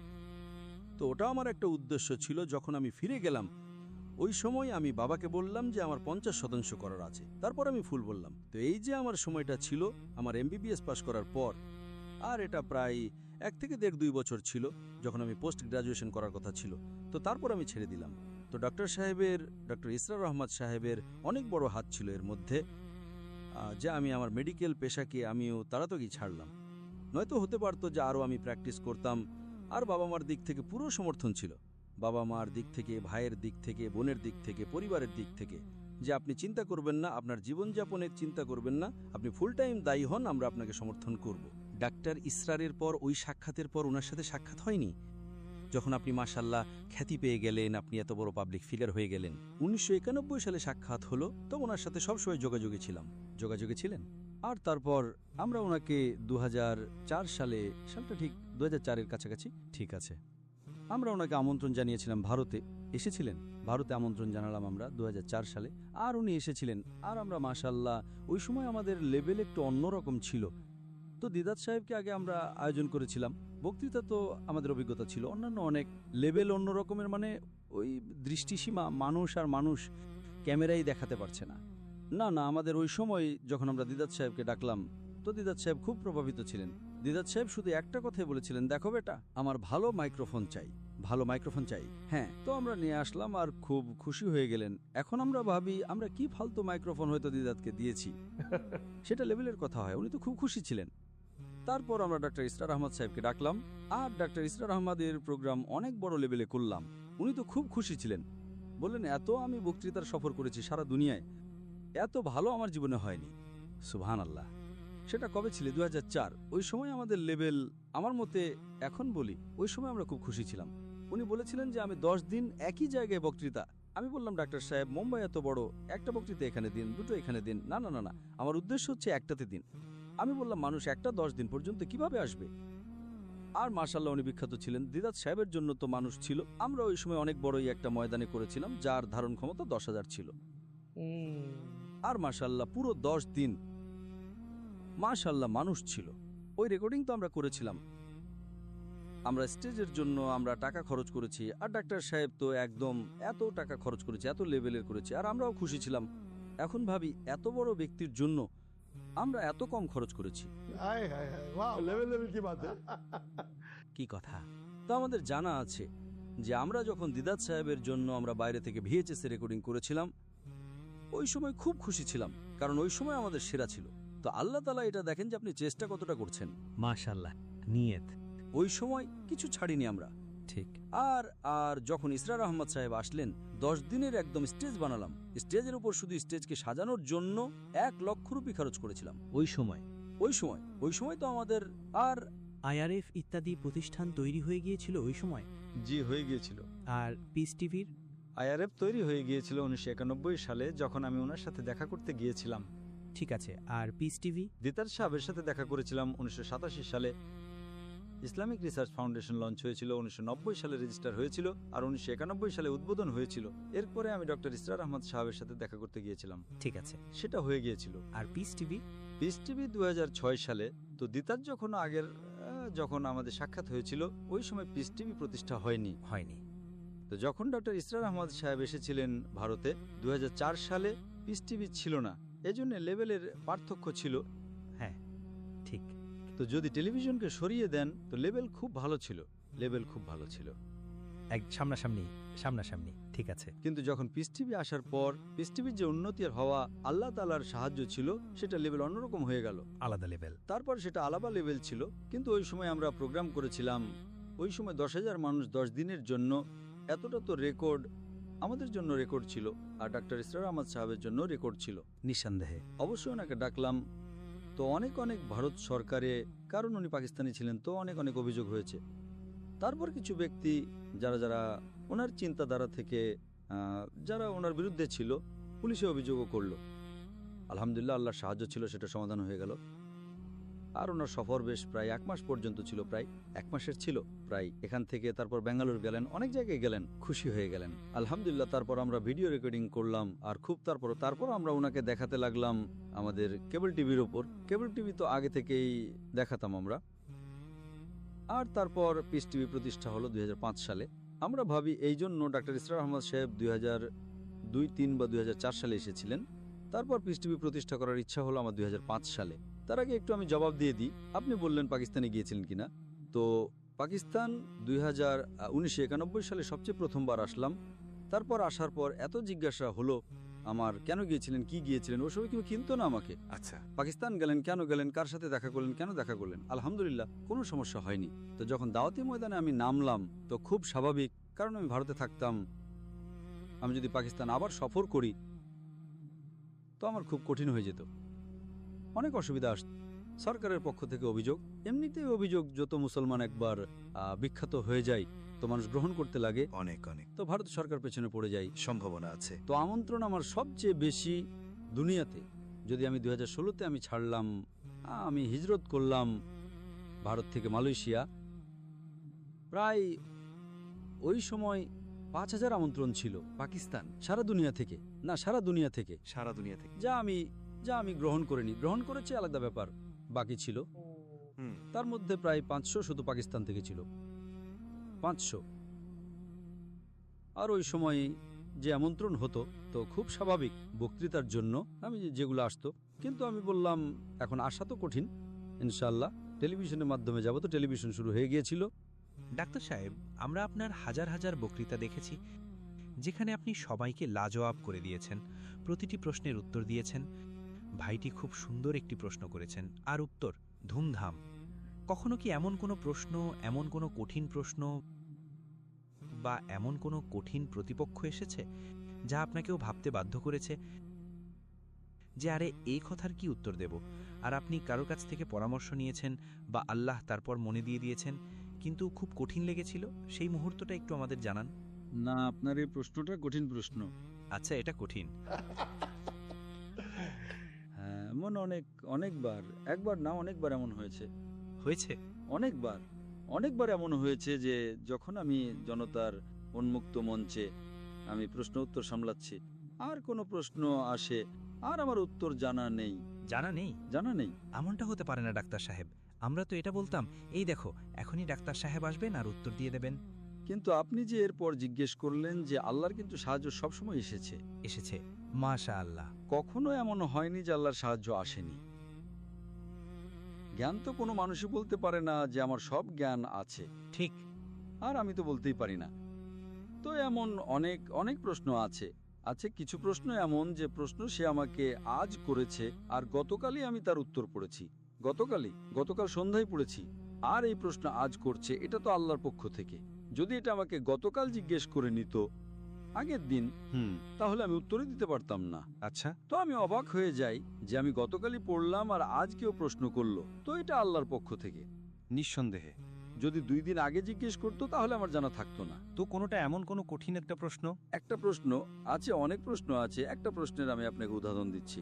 একটা প্রশ্ন আছে যে এক ব্যক্তি, তার নাম হলো রাহুল, যে দুবাইয়ের ভেতরে যখন আমি একটা আমার শ্রোতা, যে বম্বের শ্রোতা আলহামদুলিল্লাহ, কারণ তাতে অনেক অমুসলিম থাকতো আর অনেক অন্য ধর্মের মানুষ থাকতো, জ্ঞানী মানুষ থাকতো। তো যে প্রশ্নগুলো বোম্বে থেকে আসতো সেগুলোই সবচেয়ে মুশকিল হতো, কঠিন হতো, এবং সবচেয়ে উত্তর যা বের হতো ভালো বের হতো। প্রশ্ন কঠিন হলে আরো ভাবতে হয় আর উত্তর ভালো বের হয়। তো আমার মতে বোম্বে ছিল সবচেয়ে সেরা শ্রোতা। 2 নম্বরে হলো দুবাই, কারণ দুবাইয়ের ভেতরেও মাশাআল্লাহ জমায়েত 10,000, 15,000, 20,000, 30,000 মানুষের হতো। আর সেখানে একটা সুবিধা ছিল যা বোম্বেতে ছিল না, সেখানে বিভিন্ন জাতীয়তার মানুষ আসতো। বোম্বেতেও আসতো কিন্তু খুব কম, শতকরা হিসেবে আসতো আমেরিকানো, ইউরোপীয়, আপনি দেখবেন ভিডিওতে। কিন্তু যে শতকরা হার দুবাইতে, কারণ দুবাইয়ের ভেতরে স্থানীয় তো শুধু 11%, ভারতীয়রাই প্রায় 35%, তারপর বিদেশিরা আছে আমেরিকান, ইউরোপীয়, সাদা, কালো, হলুদ, বাদামি। তো বৈচিত্র্য অনেক হতো। তো এক ব্যক্তির নাম ছিল রাহুল, সে হিন্দু ছিল। আমার মনে আছে, দাড়ি কামানো সুন্দর দেখতে ছেলে। হ্যাঁ, আর সে অনেক প্রশ্ন করেছিল। তো আপনি যদি আমার ভিডিওগুলো দেখে থাকেন আপনি চিনে ফেলবেন রাহুলকে। হ্যাঁ। আর আমার মনে হতো এই মানুষটা একজন সৎ মানুষ। সেটা প্রশ্ন থেকে বোঝা যায়। প্রশ্ন যতই কঠিন হোক, প্রশ্ন ফাঁদে ফেলার মতো হতে পারে, কিন্তু প্রশ্ন থেকে অভিজ্ঞতা দিয়ে একজন বক্তা যে হয়, সে বুঝতে পারে যে এ কি আমার পা টেনে ধরার জন্য এসেছে, নাকি সত্যিই সত্য জানতে এসেছে, নাকি সত্য জানার জন্য এসেছে, আর সত্য বললে তা মেনে নেবে। ঠিক, কিছু মানুষ আছে পা টেনে ধরার জন্য, উত্তর দিলেও তবুও তারা ইসলাম গ্রহণ করবে না। ঠিক। তো সে একদিন আমাকে প্রশ্ন করলো যে, আর সে বলতো যে তার পড়াশোনাও হয়েছিল যুক্তরাজ্যে যা আমি ব্যবস্থাপনায় আর প্রকৌশল বিদ্যা বা ব্যবস্থাপনায় করছিলাম, তাতে যা আমি পড়েছি তার চেয়ে বেশি আমি ইসলাম সম্পর্কে পড়েছি, এমনটা সে আমাকে বলতো। আর আমাকে বলল যে আমি কোরআনের অনেক তাফসির পড়েছি। তো সবচেয়ে প্রথম যে আয়াত যা কোরআন মাজিদে নাজিল হয়েছে, আল্লাহর রাসূলকে তা জিবরাইল আলাইহিস সালাম ইকরা নাজিল করেছেন। আমি বললাম একদম ঠিক। সে বলল ঠিক আছে, কিন্তু আপনি যে কোনো তাফসির দেখুন, যখন জিবরাইল আলাইহিস সালাম মুহাম্মদ সাল্লাল্লাহু আলাইহি ওয়াসাল্লামকে বললেন ইকরা, তখন মুহাম্মদ সাল্লাল্লাহু আলাইহি ওয়াসাল্লাম উত্তর দিলেন, মা আনা বিকারি, আমি শিক্ষিত নই, আমি পড়তে পারি না। আর তারপর সে বলল মা আনা বিকারি। তো তার প্রশ্ন ছিল, তারপর তৃতীয়বার বললেন ইকরা। আল্লাহ রাসূল বললেন মা আনা বিকারি, যে আমি পড়তে পারি না। তার প্রশ্ন ছিল যে যখন জিবরাইল আলাইহিসসালাম ইকরা বললেন, তিনি আল্লাহর রাসূলকে কি দেখালেন, কোন কাগজ দেখালেন, কোন পৃষ্ঠা দেখালেন, কোন বই দেখালেন, আর এই বই যা দেখালেন বা কাগজ দেখালেন বা পৃষ্ঠা দেখালেন সেটা আছে কোথায়, কোন জাদুঘরে? তো আমি বললাম, ভাইটা খুব সুন্দর একটি প্রশ্ন করেছেন, এবং আমি উঠলাম এবং আমি প্রশ্নটা পুনরাবৃত্তি করি যাতে সময় পাওয়া যায়। সময় পাওয়া একটা সুবিধা, কিন্তু সেটা শেষের কথা, যা কখনো কখনো কাজে আসে। বেশিরভাগ সময় উত্তর জানা থাকে, তো আর সময়ের দরকার, সরাসরি উত্তর দেওয়া যায়। ঠিক পুনরাবৃত্তি 2 যোগ 2 কত? আমার পুনরাবৃত্তি করার দরকার নেই, সরাসরি 4 বলে দেবো আমি, 4। কিন্তু প্রশ্ন যখন পুনরাবৃত্তি করা হয়, এই জমায়েত বড় জমায়েত, 15,000 মানুষ আছে, শোনেনি, আমরা শোনাতে পারি। ঠিক হতে পারে যে তার কথা বলার ধরনে আর আমার কথা বলার ধরনে পার্থক্য আছে। আমি বক্তা, আমার কাছে মাইক্রোফোন আছে, তার মাইক্রোফোন ঠিক নেই, আমার মাইক্রোফোন ভালো, আর লক্ষ লক্ষ মানুষ, কোটি কোটি মানুষ উপগ্রহ সম্প্রচার দেখছে। তো আমি বললে মানুষ আরো মনোযোগ দেয়। তো আমি পুনরাবৃত্তি করি। সবসময় প্রশ্ন তা সহজ হোক বা, তো আর একটা সুবিধা আছে, এক তো পুনরাবৃত্তি করা যাতে মানুষ বুঝে, দ্বিতীয়ত হলো সেই প্রশ্ন যে প্রশ্নকারী প্রশ্ন করছে, যদি আমি ভুল শুনি সে আমাকে শুধরে দেবে। আমি 2 যোগ 2 4 জিজ্ঞেস করিনি, আমি 2 যোগ 3 জিজ্ঞেস করেছি। তো প্রথম শ্রোতারা যারা শুনেনি তারা জানতে পারবে প্রশ্নটা কি। 2 নম্বর, যদি আমি ভুল শুনি তো প্রশ্নকারী আমাকে শুধরে দেবে, ঠিক আছে। 3 নম্বর, আমি সময় পাই উত্তরটা ভালোভাবে গুছিয়ে নেওয়ার, কারণ মস্তিষ্ক খুবই শক্তিশালী। যখন আমি পুনরাবৃত্তি করছি আমার শুধু 2 বা 4% আমার মস্তিষ্ক ব্যবহার হচ্ছে, 95% মস্তিষ্ক খালি থাকে। কেমন উত্তর দেওয়া উচিত, কতটা লম্বা, কতটা ছোট। আর একটা হলো উত্তর না জানা থাকলে ভাবার সময় পাওয়া যায়। তো আমি বললাম, ভাইটি খুব সুন্দর একটি প্রশ্ন করেছেন, এবং তিনি প্রশ্ন করলেন, ইকরা, এবং জিবরাইল আসলেন, এবং ইত্যাদি ইত্যাদি। আমি বলতে লাগলাম। যখন আমি প্রশ্ন পুনরাবৃত্তি করছিলাম, আল্লাহর পক্ষ থেকে ইলহাম এলো। ওহি তো আসে না, নবুয়ত তো শেষ হয়ে গেছে, কেউ বলতে পারবে না। কিন্তু ইলহাম এমন জিনিস হয় যে আল্লাহ তারপর তার বান্দাদের উপর কখনো কখনো তাৎক্ষণিক সাহায্য নাজিল করে দেন। তো আমি বললাম, ভাই রাহুল, আপনি কি জাপানি ভাষা জানেন? তো সে বলল না। তো আমি বললাম, আমি কি আপনাকে কোনো বই দেখিয়েছি যে আপনি না বললেন? আপনার কি জাপানি ভাষা জানা আছে? তো সে বলল না। আমি কি কোনো বই দেখিয়েছি আপনাকে যে আপনি বললেন যে আমার জাপানি ভাষা জানা নেই? তো যখন আমি বই দেখাইনি আপনি বললেন জাপানি ভাষা জানা নেই। তো একইভাবে বাহ, জিবরাইল আলাইহিস সালাম যখন মুহাম্মদ সাল্লাল্লাহু আলাইহি ওয়াসাল্লামকে ইকরা জিজ্ঞেস করলেন, তো মুহাম্মদ সাল্লাল্লাহু আলাইহি ওয়াসাল্লামের জিজ্ঞেস করার দরকার নেই কাগজ কোথায়, বই কোথায়, সেটা কি কথা ডাক্তার সাহেব, বাহ বাহ বাহ। তো এটা আল্লাহর, এই উত্তরটা কোনো ফিকহি উত্তর ছিলই না, কোরআন আর হাদিসের সাথে কোনো সম্পর্ক নেই। সেই সময়ের হিসেবে একদম খাপে খাপ মিলে গেল, একদম ঠিক খাপে খাপ মিলে গেল উত্তরটা। তো এমন অনেক সময় আছে যখন আপনি 30 বছর ধরে ভাষণ দিচ্ছেন, তাতে কেউ আপত্তি করেই না, আর কেউ আপত্তি করে বসলেও আপনি পুরোপুরি পরাজিত হয়ে যেতেন, আপনার জানাই নেই। সেই সময় আল্লাহর সাহায্য আসে। তো এই জন্য প্রশ্ন উত্তরে সবচেয়ে বেশি গুরুত্বপূর্ণ হলো আল্লাহর সাহায্য। আপনি কত বড় আলেম এটা জরুরি নয়। আপনি সবাইকে, হ্যাঁ, মাশাল্লাহ, হারিয়েছেন ময়দানে, জ্ঞানের ময়দানে। শ্রী শ্রী রবিশঙ্কর হোক, উইলিয়াম ক্যাম্বেল হোক, এবং আরও অনেক ভাষণ আছে, এগুলো তো অনেক বিখ্যাত, তাই না? আপনার বিপক্ষে যে প্রতিযোগী ছিল তাদের মধ্যে সবচেয়ে কঠিন বা বুদ্ধিমান আপনার কাকে মনে হয়েছে? যে ভাই, এ তো বেশ চালাক। শ্রী শ্রী রবিশঙ্করকে তো আপনি একতরফাভাবে হারিয়েছিলেন, এতে তো কোনো। শ্রী শ্রী রবিশঙ্কর, যিনি সবচেয়ে জনপ্রিয় ছিলেন, বুদ্ধিমান নন, সবচেয়ে জনপ্রিয় তিনি ছিলেন। যত মানুষের সামনে আমি বক্তব্য দিয়েছি, তিনি একাই তার জামায়াতে 2 লাখ 3 লাখ মানুষ জড়ো করতে পারতেন। তো সবচেয়ে জনপ্রিয় মানুষ যার সাথে আমি বিতর্ক করেছি, বা সবচেয়ে বিখ্যাত মানুষ, তিনি হলেন শ্রী শ্রী রবিশঙ্কর। সে সময় তিনি 1 নম্বরে ছিলেন, হিন্দু ধর্মে 1 নম্বরে ছিলেন। এখন তো নিচে নেমে গেছেন, আপনার পরেই নিচে নেমেছেন তিনি। আল্লাহ তাআলা ওনাকে হিদায়েত দিন, ইনশাআল্লাহ হিদায়েত দিন। पॉपुलर जिंदगी इंटेलिजेंट और सबसे आप बोल सकते विलियम कैम्पबेल। উইলিয়াম ক্যাম্বেলের যে বিতর্কটা ছিল, তিনি যে গবেষণা করেছিলেন, তিনি খুব ভালো একজন বক্তা ছিলেন না, এত ভালো বক্তা ছিলেন না, কিন্তু তিনি কোরআনের ব্যাপারে যে সমালোচনা করেছিলেন, তিনি বই লিখেছিলেন। ডক্টর মরিস বুকাইয়ের সবচেয়ে বিখ্যাত বই ছিল কোরআন এবং বিজ্ঞানের উপর, the Quran and modern science. সেটার জবাবে তিনি লিখলেন বিজ্ঞানের আলোকে কোরআন এবং বাইবেল। আর এই বইতে বাইবেলকে সমর্থন করার পাশাপাশি তিনি কোরআনে প্রায় 38টি বৈজ্ঞানিক ভুল বের করেছিলেন। আর এই বইটা খুব বিখ্যাত ছিল আমেরিকায়, কানাডায় এবং পশ্চিমা দেশগুলোতে, এতটাই যে 7-8 বছর পর্যন্ত কোনো মুসলিম সেটার জবাব দেয়নি। তো আমার কাছে আমন্ত্রণ এসেছিল ইউএসএ এবং কানাডা থেকে যে আপনি কি এটার জবাব দিতে পারবেন। ওহো, আর এটা 2001 সালের কথা। আমার কাছে আমন্ত্রণ এসেছিল 1997 সালে। এই বইটা প্রায় 1990-এর শুরুর দিকে লেখা হয়েছিল। তো 96-97-তে আমার কাছে আমন্ত্রণ আসে। 98-তে বিতর্ক হওয়ার কথা ছিল কানাডায়। আমি বললাম ইনশাআল্লাহ আমি করব। তারপর সেটা স্থগিত হয়ে গেল 2000 সালে। তো 1 এপ্রিল 2000 সালে শিকাগোতে বিতর্কের আয়োজন করা হলো। আর সে সময় এই বইটা অমুসলিম খ্রিস্টানরা ব্যবহার করত মুসলিমদের সাথে বিশ্ববিদ্যালয়ে, যে এই বইটা পড়ো, তোমাদের কোরআনে এত বৈজ্ঞানিক ভুল আছে। বৈজ্ঞানিক ভুল আছে, এটা কিভাবে ঈশ্বরের বাণী হতে পারে? এত বৈজ্ঞানিক ভুল আছে, বিজ্ঞানের ব্যাপারে ভুল আছে, তো এটা আল্লাহর কালাম তো হতেই পারে না। আর মুসলিমরা জবাব দিতে পারত না।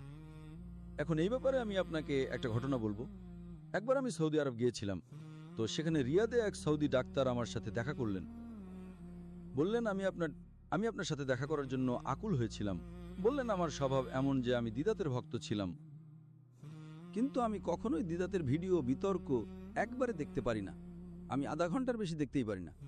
তো দ্বিধাতের বিতর্ক যদি 3 ঘন্টার হয়, তো আমি 6 কিস্তিতে দেখি, 6 অংশে। যদি 2 ঘন্টার বিতর্ক হয়, তবে 4 কিস্তিতে দেখি। একবার আমি আমার বন্ধুর ওখানে দুপুরের খাবারের জন্য গেলাম, আর সে উইলিয়াম ক্যাম্বেলের বিতর্ক চালু করলো। তো প্রথম আধা ঘন্টায় উইলিয়াম ক্যাম্বেল কথা বলছিলেন কোরআনের বিরুদ্ধে। তিনি কোরআনে এত ভুল বের করলেন, আর সে ডাক্তার ছিল। সে বলে এটা তো আমি মেডিকেল বইতে পড়েছি, এটা ভুল, এটা ভুল। তার শান্তি লাগছিল না। সে বিতর্ক দেখতে দেখতে চালিয়ে গেল। তারপর আমি আসলাম। আমাকে যখন পর্দায় দেখলো, আমি তো সে সময় বিখ্যাত ছিলাম না, তো সে খুব রেগে গেল। সেই সৌদি মুসলিম ডাক্তার বলে, এই উইলিয়াম ক্যাম্বেল কে? কোরআনে এত ভুল বের করেছে। আমি ডাক্তার, আর এইসব মেডিকেল বইতে লেখা আছে। আর তাকে জবাব দেওয়ার জন্য এই তরুণ ছেলেটা কে? এই ডাক্তার জাকির নায়েক, এ তো বিক্রি হয়ে গেছে। তো খুব রেগেছিল। বলছে এই এত বয়স্ক মানুষ, আর এই ছোকরা, আর এ তো একতরফা ভাবে হেরে যাবে, একতরফা ভাবে আরে বিক্রি হয়ে যাওয়া মুসলিম। আল্লাহ আল্লাহ আল্লাহ। পরে আমাকে সরি বলল। আমি বললাম কে? এত বড় বড় আলেম আছে, কে জবাব দেওয়ার মতো? সেটাও আবার শিকাগোতে হচ্ছে। এত বিতর্কে জমায়েত হাজার মানুষের, এ কি জবাব দেবে? আর সে আমার জবাব শুনল। এরপরে এতটাই প্রভাবিত হলো যে আমার জাকির নায়েকের সাথে দেখা করতে হবে। বাহ! তো এর মানে হলো, আমি এটা বলতে চাই যে উইলিয়াম ক্যাম্বেলের যে লেকচার ছিল, একজন সৌদি মুসলিম, এবং সৌদিরা তাওহীদের উপর প্রতিষ্ঠিত হয়, ডাক্তার, মেডিকেল ডাক্তার, সে বলছে যে এর জবাব আমার কাছে নেই। একজন সাধারণ মুসলিম তো, বা অনেক মুসলিম বোঝে না, বলে আরে আজে বাজে বকছে। আমরা মুসলিম, আমরা তো মানি ভাই, কোরআনে তো ভুল হতেই পারে না, এমনটাই আমাদের ঈমান। কিন্তু সে কোরআনের ব্যাপারে যে সমালোচনা করেছে, সাধারণত যার কাছে বিজ্ঞানের জ্ঞান আছে, সে এই সমালোচনার সাথে একমত হবে, যদি না আপনার কাছে বিতর্কের দক্ষতা থাকে বা আপনার কাছে সেটার জবাব থাকে। তো এই জন্যই 7-8 বছর পর্যন্ত কোনো মুসলিম তার জবাব দেয়নি, সেটা আপনি দিয়েছেন। তো এই জন্যই তিনি এবং সেই বইটা। তো আমি এই বিতর্ক করার আগে আমাদের কি করা উচিত? আমাদের প্রস্তুত হওয়া উচিত।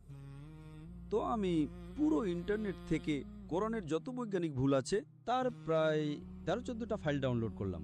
ঠিক আছে, তার উপর আপনি আবার গবেষণা শুরু করলেন? হ্যাঁ, না, এরপর আবার আপনাকে কি কেউ সাহায্য করে আপনার? হ্যাঁ, তো আমাদের গবেষণার দল ছিল। ঠিক আছে। তো আমার কাছে 13-14টা ফাইল ছিল। এর মধ্যে ডাক্তারও ছিলেন, এমডি। আমি তো এমবিবিএস ডাক্তার। আমাদের দলের ভেতরে এমডি ডাক্তারও ছিলেন, তাদের নাম আমি নেব না। ঠিক আছে। অনেক ডাক্তার ছিলেন। আমি বললাম, ভাই এই উইলিয়াম ক্যাম্বেলের জবাব দাও, তার বই আছে আর এগুলো বাকি আছে। তো 38টার মধ্যে হয়তো 2-3টে জবাব এনে দিলেন আমাকে তারা, আর বিতর্কে তখনও 2 মাস বাকি ছিল। তো আমি বললাম, আরে ভাই তুমি জবাব 38টা তুমি দাও, আর অন্তত বলো 2টার পাওনি, বাকিগুলোর পেয়েছো।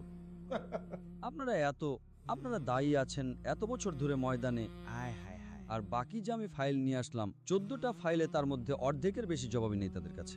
আয় হায় হায় হায়। তো আমি বললাম ঠিক আছে। তো আমি তো চমকে গেলাম, ভাই এরা এমডি ডাক্তার, আমি তো এমবিবিএস ডাক্তার। এমডি ডাক্তার যখন জবাব পেল না, আর সেই ময়দানের মানুষ দায়ী, তো আমি কি জবাব খুঁজবো? আল্লাহ আল্লাহ আল্লাহ। এই কারণে আল্লাহর সাহায্য থাকে। তো 1 মাস বাকি ছিল বিতর্কের জন্য। তো আমি বললাম 1 মাস তো অন্তত আগে আগে বিতর্কের জন্য অনেক প্রস্তুতি নিতাম এখন। তো 1 মাস আগে আমি শুরু করলাম, আর মাশাআল্লাহ শুরু করলাম কয়েকদিনের মধ্যেই নিজে থেকেই আপনার ওপর আল্লাহ তাআলার পক্ষ থেকে জ্ঞান এলো না। যখন আমি না দেখেন, জ্ঞান একটা জিনিস আর আল্লাহর সাহায্য একটা জিনিস। ঠিক আছে। তো আমি যাই বক্তব্য দিই, আমার মতে আল্লাহর সাহায্য সবচেয়ে গুরুত্বপূর্ণ। নিঃসন্দেহে, পরিশ্রম তো আছেই। নিঃসন্দেহে।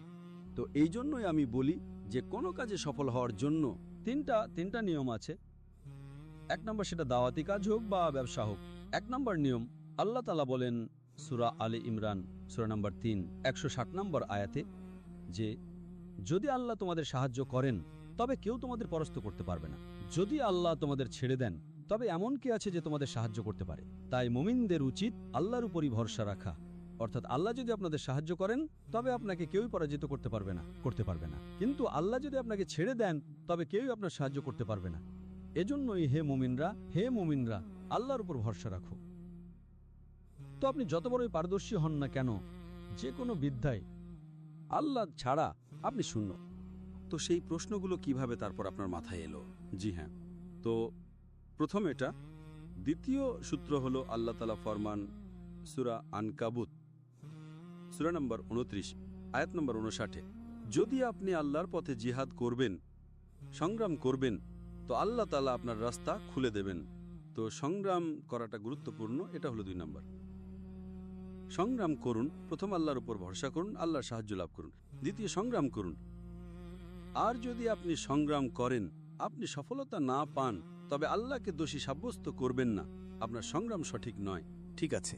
কারণ আল্লাহ তাআলার ওয়াদা আছে, আপনি সংগ্রাম করবেন, আল্লাহ তাআলা রাস্তা খুলে দেবেন। যদি রাস্তা না খোলে তবে আপনার ভুল আছে। ঠিক আছে। আপনি মনে করছেন সংগ্রাম করছেন কিন্তু করছেন না। তো 2 নম্বর হয়ে গেল। 3 নম্বর, সূরা নাহাল সূরা নম্বর 16 আয়াত নম্বর 43 এবং সূরা আম্বিয়া সূরা নম্বর 21 আয়াত নম্বর 7 আল্লাহ তাআলা ফরমান ফাসআলু আহলে যিকরি ইন কুনতুম লা তা'লামুন। যদি আপনি না জানেন তবে তাকে জিজ্ঞেস করুন যে সেই বিষয়ের পারদর্শী, আহলে জিকরের কাছে। তো যদি আপনি বিজ্ঞানের ব্যাপারে জানতে চান, বিজ্ঞানীকে জিজ্ঞেস করুন। ফিকের ব্যাপারে জানতে চান তো ফকিহকে জিজ্ঞেস করুন। তো একজন বিশেষজ্ঞকে জিজ্ঞেস করুন, হোক না সে বিশেষজ্ঞ মুসলিম। তো 1 নম্বর আল্লাহর সাহায্য। আল্লাহর সাহায্য লাভ করার জন্য আপনাকে আল্লাহর যা কিছু নির্দেশ আছে কোরআনে, সেটা পালন করতে হবে। এরপর সংগ্রাম করতে হবে, এরপর বিশেষজ্ঞকে জিজ্ঞেস করতে হবে। তো যখন আমি এই প্রশ্ন পড়লাম এবং গবেষণা করতে লাগলাম, তো আলহামদুলিল্লাহ কয়েকদিনের মধ্যেই আমি জবাব পেয়ে গেলাম। কিন্তু তারপর ওই যে 14টা ফাইল আমি ডাউনলোড করেছিলাম, কারণ আমার তো বিষয় হলো বিজ্ঞানের আলোকে কোরআন এবং বাইবেল। বিষয় কিন্তু উইলিয়াম ক্যাম্বেলের বই নয়। যদি উইলিয়াম ক্যাম্বেলের বইটাই বিষয় হতো তাহলে তো শেষ। আমি পুরো বই পড়ে ফেলেছি, সেটা জবাব আছে, কোনো সমস্যা নেই। সে যে কিছু জিজ্ঞেস করতে পারে, ইন্টারনেট থেকে নতুন কিছু নিয়ে আসতে পারে। আর আজকের তারিখে যখন থেকে ইন্টারনেট শুরু হয়েছে, 1990-এর দশকের শেষের পর ইসলামকে আক্রমণ করা খুব সহজ হয়ে গেছে। আপনি যান যে কোনো ওয়েবসাইটের উপর, ইসলাম বিরোধী ওয়েবসাইটে গিয়ে ডাউনলোড করুন, আপনি শত শত আক্রমণ পাবেন। হয়তো কোরআনের ভেতরে আরবি ভুল বের করবে, যদিও নেই আলহামদুলিল্লাহ। বৈজ্ঞানিক ভুল বের করবে, বৈপরীত্য দেখাবে। যদি আপনার বিতর্কের দক্ষতা না থাকে তবে আপনি জবাবই দিতে পারবেন না। আপনি অনেক বড় আলেম হতে পারেন, কিন্তু এই বিতর্ক আলাদা একটা কৌশল। ঠিক আছে, একমত। বিতর্কের জন্য জ্ঞানের প্রয়োজন আছে, কিন্তু আরো বেশি গুরুত্বপূর্ণ হলো আপনার জানা উচিত কিভাবে বিতর্কের দক্ষতা থাকতে হয়। তো যতদূর উইলিয়াম ক্যাম্বেলের বইয়ের প্রশ্ন ছিল, সেটা তো আলহামদুলিল্লাহ 4-5 দিনে এই সমস্যার সমাধানও হয়ে গিয়েছিল। ওই যে 14টা ফাইল ডাউনলোড করেছিলাম আমি ইসলামকে আক্রমণ করার উপর, সেগুলোর উত্তর খুঁজতে তো সময় লেগেছিল। মাশাআল্লাহ, উইলিয়াম ক্যাম্বেল নিজের বইয়ের বাইরে এক পাও রাখেনি। সে ভেবেছিল তার বইটাই ছিল চূড়ান্ত। 8 বছর ধরে কেউ জবাব দেয়নি, সে কি জবাব দেবে? তো আমার জবাব তো পুরো প্রস্তুত ছিল। মাশাআল্লাহ, সময়ের স্বল্পতা ছিল, সময়ের স্বল্পতা। তো সিদ্ধান্ত ডক্টর সাহেব যে কে জিতেছে, এটা কি জনগণ করে থাকে? জনগণ যারা দেখে, যারা দেখে তারা যে ভাই এই ব্যাপারটা, তো তাদের পক্ষ থেকে চেয়ারম্যান ছিল, আমাদের পক্ষ থেকে চেয়ারম্যান ছিল। এমন তো নয় যে খ্রিস্টান সমাজ বলেছে যে উইলিয়াম ক্যাম্বেল জিতেছে। আমার মনে হয় না কেউ বলতে পারবে। নিজেই যখন স্টেজে হার মেনে নিয়েছিল। আচ্ছা, নিজেই মেনে নিয়েছিল? নিজেই সে মেনে নিয়েছিল, বলে ডক্টর সাহেবের লেকচার শোনার পর আমাকে বাইবেল আবার নতুন করে পড়তে হবে। তার যে ফর্সা চেহারা লাল হয়ে গিয়েছিল। হার মেনে নিয়েছিল। তো সে তো হার মেনে নিল 100%। তো কোনো দর্শক মণ্ডলীতে যদি কেউ বলেও যে এরপর উইলিয়াম ক্যাম্পবেল জিতেছে, তবে সে একটা বোকা মানুষ। হ্যাঁ, না, এটা তো তাহলে পরিষ্কার হয়ে গেল। তো একটা হয় নকআউট পাঞ্চ, নকআউট পাঞ্চ, একটা হয় পয়েন্টের ভিত্তিতে জেতা, একটা হয় সর্বসম্মত সিদ্ধান্ত, একটা হয় নকআউট পাঞ্চ। তো এই বিতর্ক তো নকআউট। একটা হয় উল্টো করে মরিচের ধোঁয়া দেওয়া, আপনি সেটা করেছেন। তো লোকজনকে, অনেক লোককে এটা বলতে শুনেছি, আরে এই ডক্টর সাহেব কি করলেন না, বেচারাকে ওই বয়স্ক মানুষটাকে খুব মারলেন। তো আমি বললাম, আরে বয়স্ক মানুষ তো কি ইসলামের বিরুদ্ধে? তো এমন মন্তব্য শুনতে পাওয়া যেত, আর একটু তো খাতির করা উচিত ছিল। হায় রে, একটু খাতির করা উচিত। আমি বললাম, কেন খাতির করব? 8 বছর ধরে পিএইচডিতে না সে আরবি ভাষা জানতো। ওহো, আপনি বুঝেছেন তো? জি। কিন্তু আপনি দেখবেন তার চেহারাটা, তার ফর্সা চেহারা, একেবারে শুরুতে তো আসল একদম মুখ ঝুলা গেল, তার একেবারে লাল হয়ে গেল। আপনি পার্থক্যটা দেখবেন না? তা আলহামদুলিল্লাহ আল্লাহ। একইভাবে আপনি দেখবেন যখন আমিষ খাবারের বিতর্কে ইন্ডিয়ান ভেজিটেরিয়ান কংগ্রেসের সভাপতি জাভেরি আচ্ছা বলে আমাকে যেতে হবে, আমার একটা সাক্ষাৎকারের সময় ঠিক করা আছে, আরে বিতর্ক চলছে, পরিকল্পনা হয়ে গেছে, তুমি আমাকে চ্যালেঞ্জ করেছো, সময় ঠিক করা আছে, এখনো বিতর্ক শেষ হয়নি, আপনি বলছেন সাক্ষাৎকারের সময় আছে। আর তার সভাপতি, প্রতি বিতর্কে 2 জন সভাপতি থাকে, তার পক্ষ থেকে, আমাদের পক্ষ থেকে। তো তার সভাপতি যে ছিল সে একজন সুপ্রিম কোর্টের আইনজীবী ছিল, সুপ্রিম কোর্টের আইনজীবী। তো বিতর্কের পর আমি তাকে ফোন করলাম, আমাদের ভালো বন্ধুত্ব হয়ে গিয়েছিল। তো সে আমাকে কি বলে, তার ডাক্তার জাকির, আপনার ভাষণের প্রথম বাক্যটি যখন আপনি বললেন যে যদি আপনি প্রমাণ করেন যে একটা আপেল আমের চেয়ে ভালো, তার মানে এই নয় যে আম নিষিদ্ধ, আপনি তাকে কুপকাত করে দিয়েছেন। আপনি এক বাক্যে বিতর্কটি জিতে গেছেন। কারণ বিতর্কের বিষয় ছিল আমিষ খাবারকে নিষিদ্ধ নাকি অনুমোদিত। বাহ, আমিষ খাবার কি নিষিদ্ধ নাকি নিষিদ্ধ নয়, বিষয় ছিল আমিষ খাবার মানুষের জন্য নিষিদ্ধ কিনা। তো আমি শুরু করলাম যে যদি আপনি প্রমাণ করেন আপেল আমের চেয়ে ভালো, তার মানে এই নয় যে আম নিষিদ্ধ। তো ওই আইনজীবী সে বলল এই একটা বাক্যই শেষ করে দিয়েছে। আমি বললাম এক বাক্যে আমি বিতর্ক জিতে গেছি, কিন্তু তবুও আমার কাছে সময় তো আছে ভাই। তারপর আমরা এই নকআউট ঘুষি দিচ্ছিলাম, পুরো চামড়া গুটিয়ে নিতে হবে। আপনার এক সময়ের, সব সময়ের দুঃখিত, সবচেয়ে প্রিয় বক্তব্য যতগুলো হয়েছে তার মধ্যে যদি আমি আপনাকে জিজ্ঞেস করি যে আপনার সবচেয়ে প্রিয় বক্তব্য একটি বলে দিন, সেটা এইটা প্রিয়, সেটা কোনটা? সবচেয়ে প্রিয় বক্তব্য, আমার বক্তব্য? হ্যাঁ, আপনি যতগুলোই দিয়েছেন। একটি বিতর্কের ভেতরে, বিতর্কে দেখলে যা অনন্য হয়, একজন উইলিয়াম ক্যাম্পবেল আছেন এবং একজন শ্রী শ্রী রবিশঙ্কর। এই দুই বিতর্কের ভেতরে নিজস্ব আলাদা আলাদা স্তরের দুটি মানের দিক থেকে, কথার দিক থেকে অবশ্যই আমার সবচেয়ে দীর্ঘ বক্তব্য হলো কোরআনকে আল্লাহর বাণী, যা মালয়েশিয়াতে ছিল, যা সবচেয়ে দীর্ঘ অনুষ্ঠান, 6.5 ঘন্টার একটানা না থেমে। আচ্ছা 2.5 ঘন্টার বক্তব্য ছিল আমার জীবনের জনসমক্ষে দেওয়া সবচেয়ে বড় বক্তব্য যা আমি দিয়েছি, এবং প্রশ্নোত্তর 4 ঘন্টার উপরে ছিল। তো তার ভেতরে অবশ্যই এটা একটা দীর্ঘ বক্তব্য ছিল এবং সাথে বৈচিত্র্য ছিল। তো প্রতিটি বক্তব্যের আলাদা আলাদা সুবিধা আছে। তো বিতর্কে যেমন আমি বললাম যে উইলিয়াম ক্যাম্পবেল এবং শ্রী শ্রী রবিশঙ্করের নিজস্ব গুরুত্ব আছে। পরে বক্তব্যে যদি আপনি দেখেন দাওয়াতি ময়দানে, তো দাওয়া বা ধ্বংস আছে। দাওয়াতি ময়দানে মুসলমানকে অনুপ্রাণিত করা যে দায়ী হও, সেটা দাওয়া বা ধ্বংস। কিন্তু বিষয়বস্তুর দিক থেকে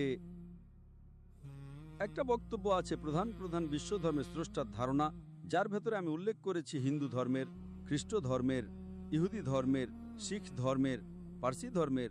তো তাতে বৈচিত্র্য অনেক। তো এতে অনেক বিষয় আছে, আর প্রায় আপনি জানেন 100 বা 200 এর বেশি আছে। আরেকটা প্রশ্ন আরও আসছে যে বিভিন্ন ধর্মের যতগুলো বই আছে সেগুলোর মধ্যে সবচেয়ে কঠিন আপনার কাছে কোনটা লেগেছে, যে আরে এটা বোঝা কঠিন কিনা বোঝার ক্ষেত্রে, বা সেগুলোর যে কোনো তথ্যসূত্র বের করতে, যে আরে এটা কঠিন। বাইবেল আছে, যজুর্বেদ আছে, ভগবদ্গীতা আছে এবং বিভিন্ন বই আছে, সেগুলোর মধ্যে সবচেয়ে কঠিন মানে আলাদা স্তর হয়। ঠিক, যদি আপনি বলেন পুরোপুরি বোঝার দিক থেকে কঠিন, সেটা হলো কোরআন। সবচেয়ে সহজ এবং কঠিন দুটোই। বোঝার জন্য সবচেয়ে সহজ বই হলো কোরআন, সবচেয়ে কঠিন হলো কোরআন। আপনি বলবেন এমনটা কিভাবে? কারণ কোরআন হলো পৃথিবীর সবচেয়ে অনুবাদ অযোগ্য বই। অনুবাদ অযোগ্য মানে কোরআনের আয়াতগুলো এমন যে একজন সাধারণ মানুষও মাশাআল্লাহ সে মুগ্ধ হবে এবং একজন জ্ঞানীও হবেন। তো কোরআনের একটি আয়াতের একাধিক অর্থ আছে, সেটা এমন একটি অদ্বিতীয় বই যে আপনি যতবার পড়বেন ততবার আপনি ভালোভাবে পড়বেন। মানবেন। প্রথমবার পড়বেন পছন্দ হবে, বাহ বাহ বাহ। দ্বিতীয়বার আরও পছন্দ হবে, তৃতীয়বার 100 বার আরও। তো খুব কঠিন কেন? যে বই আপনি এক দুবার পড়ে ফেললেন এবং আপনি আর কোনো তথ্য পাবেন না, তো আপনি আর ফিরে পড়বেন না। তার মানে সবচেয়ে সহজও সবচেয়ে কঠিনও। কেন? আপনি 100 বার পড়ুন আর তথ্য পাবেন আপনি। এমন কোনো বই পৃথিবীতে নেই। আপনি 4 বার 5 বার পড়ুন, এরপরে পড়ে লাভটাই বাকি। ঠিক। কোরআন এমন একটি, এই জন্যই বলি কঠিনও, সবচেয়ে সহজও, জ্ঞানীদের জন্য, একজন সাধারণ মানুষের জন্য। তো আল্লাহ তাআলা এই বইয়ের রচয়িতা, তিনি মানুষকে চেনেন। বাকি সব বই হলো মানুষের কাজ। সেগুলো শুরু হবে, শুরুতে একটা ছেলে আর একটা মেয়ে ছিল এবং পুরোটা গল্পের মতো হবে, একটা না, বুঝেছেন? ছোটবেলায় হলো, বড় হলো, নায়ক নায়িকা ছিল। কোরআন হলো আল্লাহ সুবহানাহু ওয়া তাআলার বাণী, নিঃসন্দেহে। সেই একই গল্প 7 আলাদাবার দেওয়া হয়েছে। हाँ इबलीस और हाँ आदम अलैहिस्सलाम की কখনো মাঝখানে চলে আসবে। তো এটা মানুষের মনের মতো, এটা কিভাবে কাজ করে। তো এটা সবচেয়ে সহজ এবং সরল, সবচেয়ে চিত্তাকর্ষক। তো কোরআন একটি অনন্য বই, আলহামদুলিল্লাহ। একটি বিতর্ক এমন আছে যাতে আমার মনে হয়েছে যে আপনার সাথে অবিচার হয়েছে, আপনাকে সময় দেওয়া হয়নি, যাতে শাহরুখ খানও বসেছিল এবং বরখা দত্ত যে সঞ্চালক ছিল, আরও উদারপন্থী ধরনের মুসলমানরা বসেছিল এবং আপনিও বসেছিলেন। আপনি ইসলামের প্রতিনিধিত্ব করছিলেন। সেটার একটু ঘটনা শোনান, যে শাহরুখ খানও যে বসেছিল এবং আপনি আমাকে বলেছিলেন গতবার যে সেও আধ ঘন্টা আলাদা করে আপনার সাথে দেখা করতে এসেছিল এবং বুঝছিল তারা কি করেছিল। ওই অনুষ্ঠানে আপনার অংশ এডিট হয়েছিল, সেটা একটু বলবেন? প্রথমত সেটা বিতর্ক ছিল না, সেটা আলোচনা অনুষ্ঠান ছিল। আলোচনা অনুষ্ঠান ছিল, কিন্তু সবার দৃষ্টিভঙ্গি থেকে। বিতর্ক ছিল না। বিতর্কের ভেতর কি হয়? কিন্তু বিতর্ক তো হয়েই গেছিল ডাক্তার সাহেব। মতবিরোধ হচ্ছে, কেউ কারোর সাথে করছে, কেউ কারোর সাথে করছে। হ্যাঁ, আলোচনা অনুষ্ঠানের ভেতরে নিজেদের মধ্যে যুক্তিতর্ক হচ্ছে। বিতর্ক এক ধরনের চিটিং হয়, কিন্তু বিতর্কেও প্রতারণা হয়। আগে সেটাই আসছে, তারপর আমি শাহরুখ খানের আলোচনা অনুষ্ঠানে আসছি। যখনই অনুষ্ঠানগুলো যখন হয়, যখন আলোচনা অনুষ্ঠান যখন হয় বড় বড় চ্যানেলের উপর, তাদের পুরো প্রায় এর ভেতরে থাকে একটি চ্যানেলের নীতি। ঠিক আছে, চ্যানেলের নীতি কি? মুসলমানের বিরুদ্ধে কথা বলা। মুসলমানের পক্ষে কি আছে? পূর্ব লিখিত, পূর্ব নির্ধারিত। না, পূর্ব লিখিত না। না, পূর্ব নির্ধারিত ছিল। পূর্ব লিখিতগুলো আলাদা হয়। এই যে বিগ বস হয়, সেটা পূর্ব লিখিত হয়। ঠিক।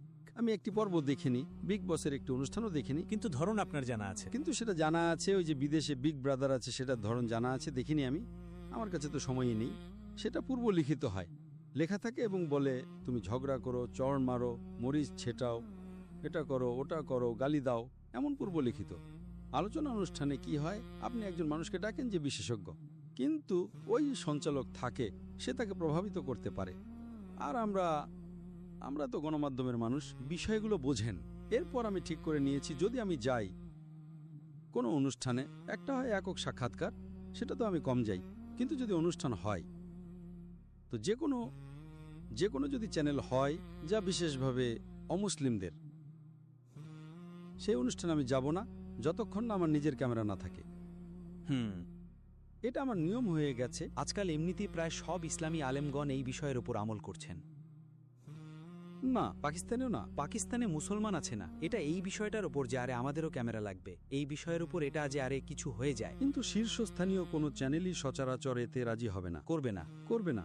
তো এই যখন বরখা দত্তের আমন্ত্রণ আসলো আমার কাছে, বরখা দত্ত আমন্ত্রণ জানালো যে ভাই এমন এমন লোকের আসতে চলেছে, তো আমার যাওয়ার আগ্রহ ছিল না, কারণ আমাদের চলচ্চিত্র অঙ্গনের মানুষ আছে। আপনার শাহরুখ খানের কথা আপনার জানা ছিল? শাহরুখের ব্যাপারে সব জানতাম। শাহরুখ খান, সোহালি খান, কাবির বেদি আসতে চলেছে, তো আমি জানতাম।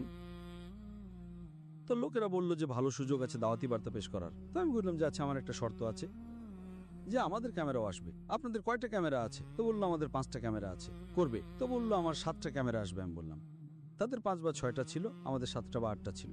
কোথায় হচ্ছে? এটা হোটেলে হচ্ছে। তো বললো কোনো সমস্যা নেই। বললাম আমাদের ক্যামেরা দল আসবে, যে সময় আপনাদের আছে তার 3 ঘন্টা আগে আসবে। আচ্ছা।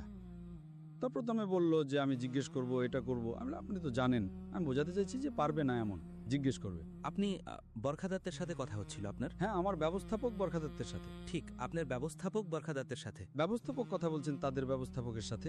আপনি তো জানেন বরখা দত্ত হলো একজন সঞ্চালক, সে তো আর প্রধান নয়। প্রধান যে থাকে, যে অনুষ্ঠানের প্রযোজক, সে আলাদা হয়, কর্তৃপক্ষ, এবং একজন কর্তৃপক্ষ আলাদা হয়। কিন্তু বরখা দত্ত ছিল অনেকটা কর্তৃপক্ষের মতো যার। সঞ্চালক হয়, সঞ্চালক এবং তার অনুষ্ঠানও ছিল সে একের ভেতর দুই। ঠিক। তো বলল হ্যাঁ কোনো সমস্যা নেই। আমার ব্যবস্থাপককে বলল, প্রথমেই ইতস্তত করলো যে না কি দরকার আছে, আমরা আপনাদের অনুলিপি দিয়ে দেবো। আমি বললাম না না, আমাদেরটা আমাদের চাই, এরপর যা করার আছে করুন, আপনাদের যে দেখার দেখান, আমাদের পিস টিভি আমরাও দেখাবো।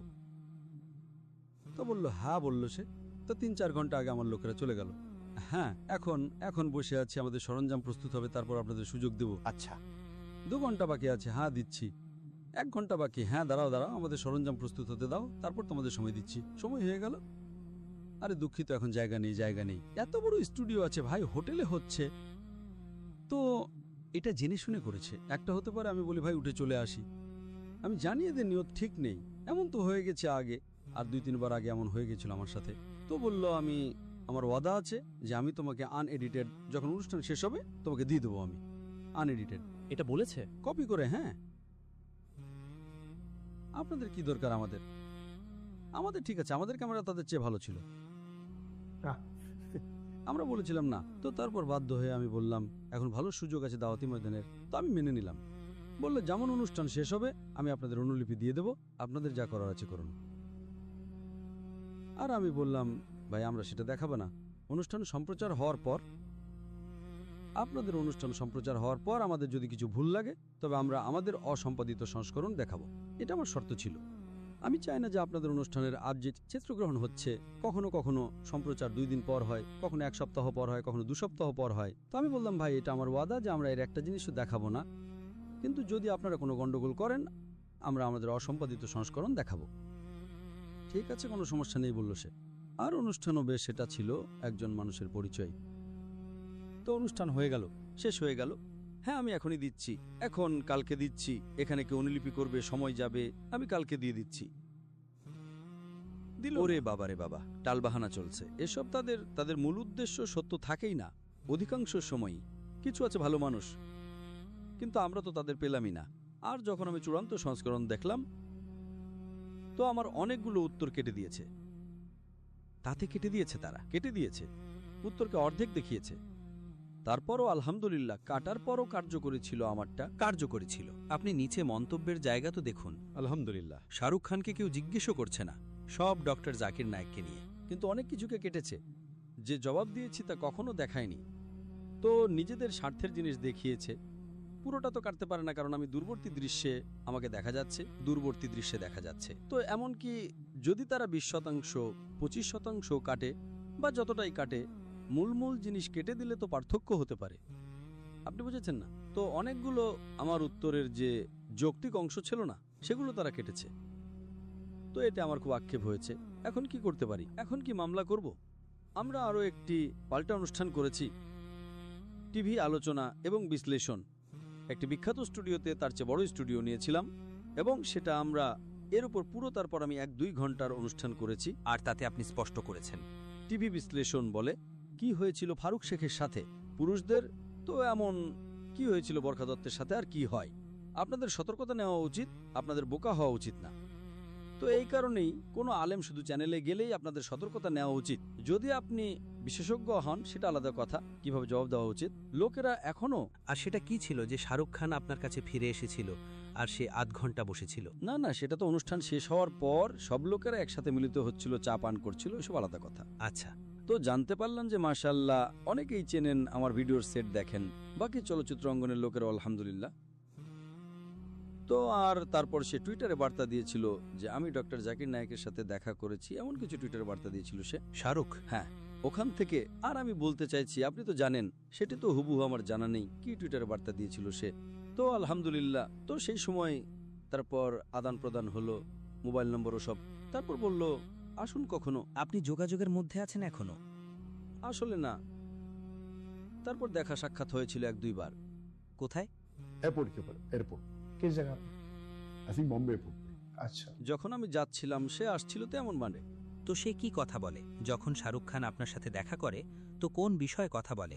কোনো ইসলাম বোঝার বিষয়ে কথা বলে, নাকি কোনো বিষয়ে কৌতূহল থাকে যে বোঝা যাক? না, সে আমাকে একটা বিষয় জিজ্ঞাসা করেছিল যা এটার বাইরে। অনুষ্ঠানের মাঝে তো আমি কথা বলেছি। অনুষ্ঠানের বাইরে সে আমাকে জিজ্ঞাসা করেছিল যে যদি একজন মুসলমান দাড়ি না রাখে, কি গুরুত্বপূর্ণ দাড়ি রাখা, যে দাঁড়িয়ে রাখলে তো মুসলমান হয় না, কি মুসলমান হয়? তো আমি বললাম নির্ভর করে আপনার কত নম্বর চাই। যদি আপনাকে একটা পরীক্ষায় উত্তীর্ণ হতে হয় সেটা আলাদা কথায়।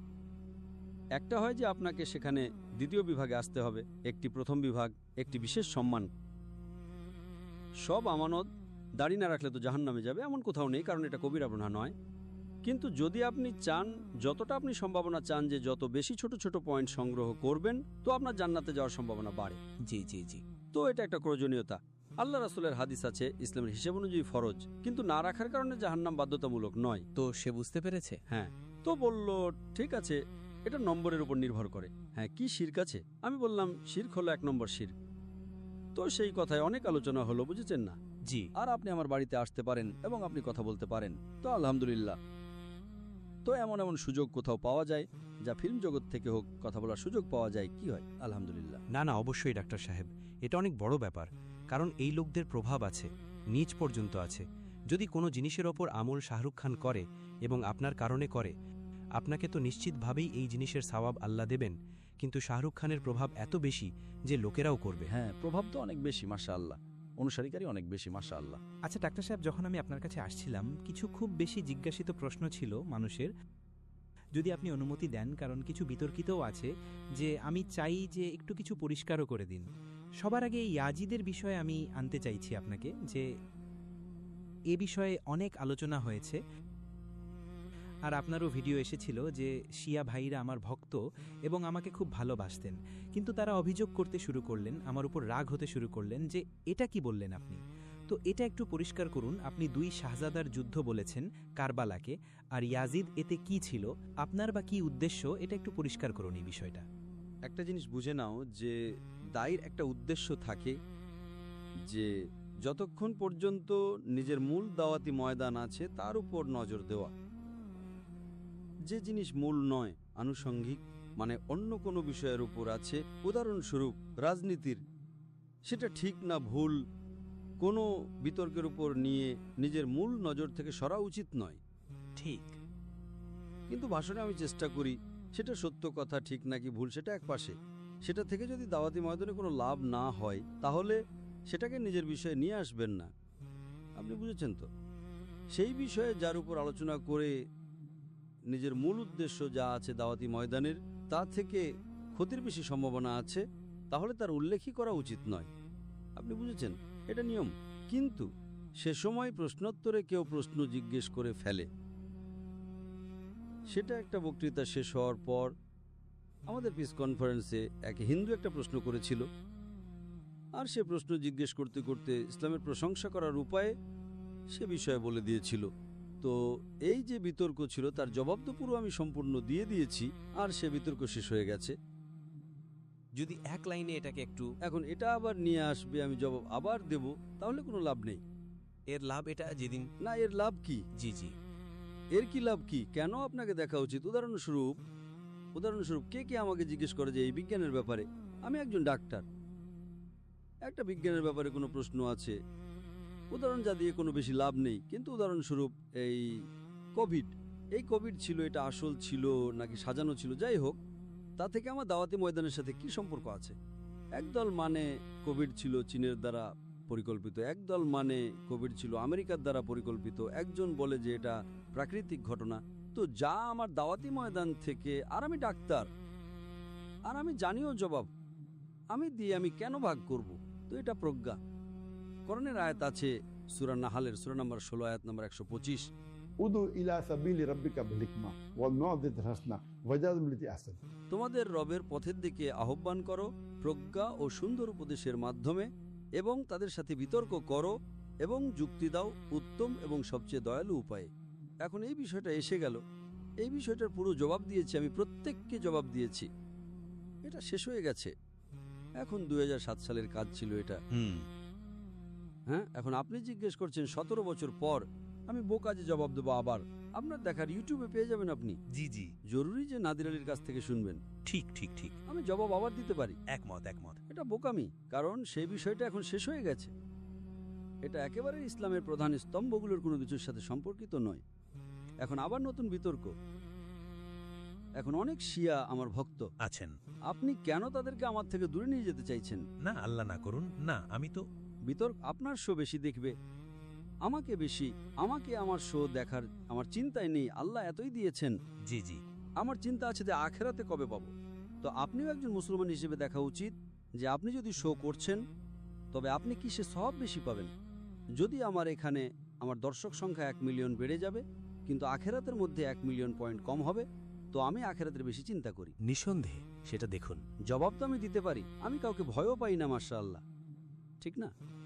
কিন্তু এটা একটা বিষয় যা শেষ, উত্তর দেওয়া হয়ে গেছে। আমার নিয়ত এটাই ছিল ডক্টর সাহেব যে এই জিনিসটাকে আপনি কোনো এক লাইনে জবাব দিন, তাহলে আমিও সেটা একটা মাধ্যম হই আপনার, আর সেটা পরিচয় এক লাইনের জবাব হলো যে কোরআনে শিয়া সুন্নি বলে কোনো শব্দই নেই। নেই। কোরআনের আয়াত আছে সূরা আল ইমরানের সূরা নম্বর 3 আয়াত নম্বর 103, ওয়াতাসিমু বিহাবলিল্লাহি জামিআ ওয়া লা তাফাররাকু। ধরো শক্তভাবে আল্লাহর রশিকে এবং বিভক্ত হয়েও না। আল্লাহর রশিকে শক্তভাবে ধরো এবং নিজেদের মধ্যে বিভক্ত হয়েও না। আল্লাহর রশি কোরআন আর হাদিস। তো মূল আমার উদ্দেশ্য এটা যে যতগুলো মুসলমানের দল আছে, কোনো দল বেশ কাছাকাছি, কোনোটা দূরে, কোনোটা কোরআন হাদিস থেকে দূরে, সব মুসলমানের এক হওয়া উচিত কোরআন আর হাদিসের উপর। এটা সেরা।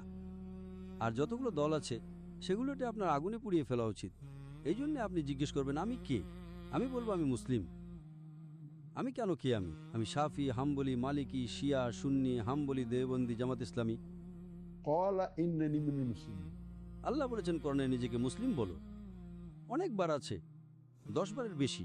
कुरान में कहा नहीं कि अपने आप को सलफी कहो या अपने आप को बरेली कहो या देवबंदी कहो या আমরা আল্লাহ রসুলকে মানি এবং মুসলমান। এই জন্য আমরা যাই এবং সবার সাথে দেখা করি। আমরা যত মুসলমান, ইসলামের দল থাকা উচিত নয়, কিন্তু আছে। আমি সবার সাথে দেখা করি, সাধারণ বিষয়ে আসি, যা সাধারণ তার উপর করবেন। আপনি কোরআন সাধারণ, আল্লাহ সাধারণ, রসুল সাধারণ, তাদের নিয়ে কথা বলবো। যে জিনিস আলাদা, ঠিক আছে। আমরা কি করি যে 10% পার্থক্য আছে তার উপর ভাষণ দিতেই থাকি।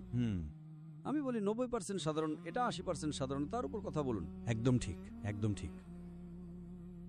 আচ্ছা, কিছু 2-3টি প্রশ্ন আছে ডক্টর সাহেব, আমি চাইছি একটু সংক্ষেপে যদি আপনি সেটার,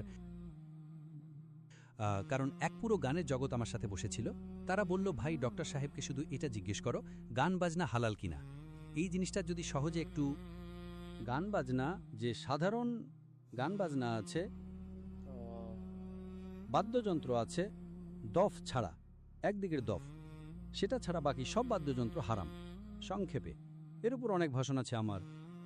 তো যদি আপনাকে প্রভাব ফেলতে হয়, উদাহরণস্বরূপ আমাদের পিস টিভিতে বাদ্যযন্ত্র থাকে না, ঠিক আছে, কিন্তু গান বাজনার অনেক সুবিধাও আছে, অনেক অসুবিধাও আছে, সেটার উপর আলোচনা আমি করেছি, একেবারে ঠিক। কিন্তু যদি আপনাকে প্রভাব ফেলতে হয় তাহলে আপনি একটা শরীয়তসম্মত শব্দ প্রভাব তৈরি করতে পারেন। শরীয়তসম্মত শব্দ প্রভাব মানে আমরা আপনার কণ্ঠ ব্যবহার করতে পারি, হালাল আছে। আপনি প্রাকৃতিক শব্দ নিতে পারেন, যেমন বজ্রপাত, যেমন বৃষ্টি, যেমন বাতাস। তো এর একটা পুরো শব্দভাণ্ডার থাকে। আমাদের পিস টিভিতে আমরা অনেক শব্দ প্রভাব তৈরি করেছি যেগুলো হালাল। তো গান বাজনা তার জায়গা থেকে হারাম। বাদ্যযন্ত্র হারাম। বাদ্যযন্ত্র একদিকে দফ ছাড়া, डफ के अलावा सब हराम है। গিটার হোক, বাঁশি হোক, পিয়ানো হোক, এসব বাদ্যযন্ত্র অনেক হাদিস আছে। বেশিরভাগই একটুখানি মুহূর্তকে বৈধ করার চেষ্টা করে, কিন্তু সহিহ হাদিস থেকে বেশ প্রমাণিত যে এমন একটা সময় আসবে যার মধ্যে মদ, জুয়া, গান বাজনাকে মানুষ হালাল করে নেবে। তো মদ, জুয়া, গান বাজনাও হালাল হবে। তো এটা দিয়ে প্রমাণিত হয় যে শেষ সময় আসবে। আর অনেক হাদিস আছে। তো গান বাজনা তার জায়গা থেকে একদিকে দফ ছাড়া, যা আল্লাহ রসুল বলেছেন যে যদি ঈদের সময় হয় বা বিয়ে হয় তাতে কেউ দফ বাজায় তো কোনো সমস্যা নেই, আল্লাহ রসুল বলেছেন। ডাক্তার সাহেব, আমি এসেছি পাকিস্তান থেকে। জি হ্যাঁ। এবং এমনটা সম্ভব নয় যে আমি আপনার জন্য কিছু নিয়ে না আসি। কারণ একটা ইংরেজি প্রবাদ আছে, আমরা আমাদের বন্ধু বেছে নিতে পারি কিন্তু প্রতিবেশী বেছে নিতে পারি না।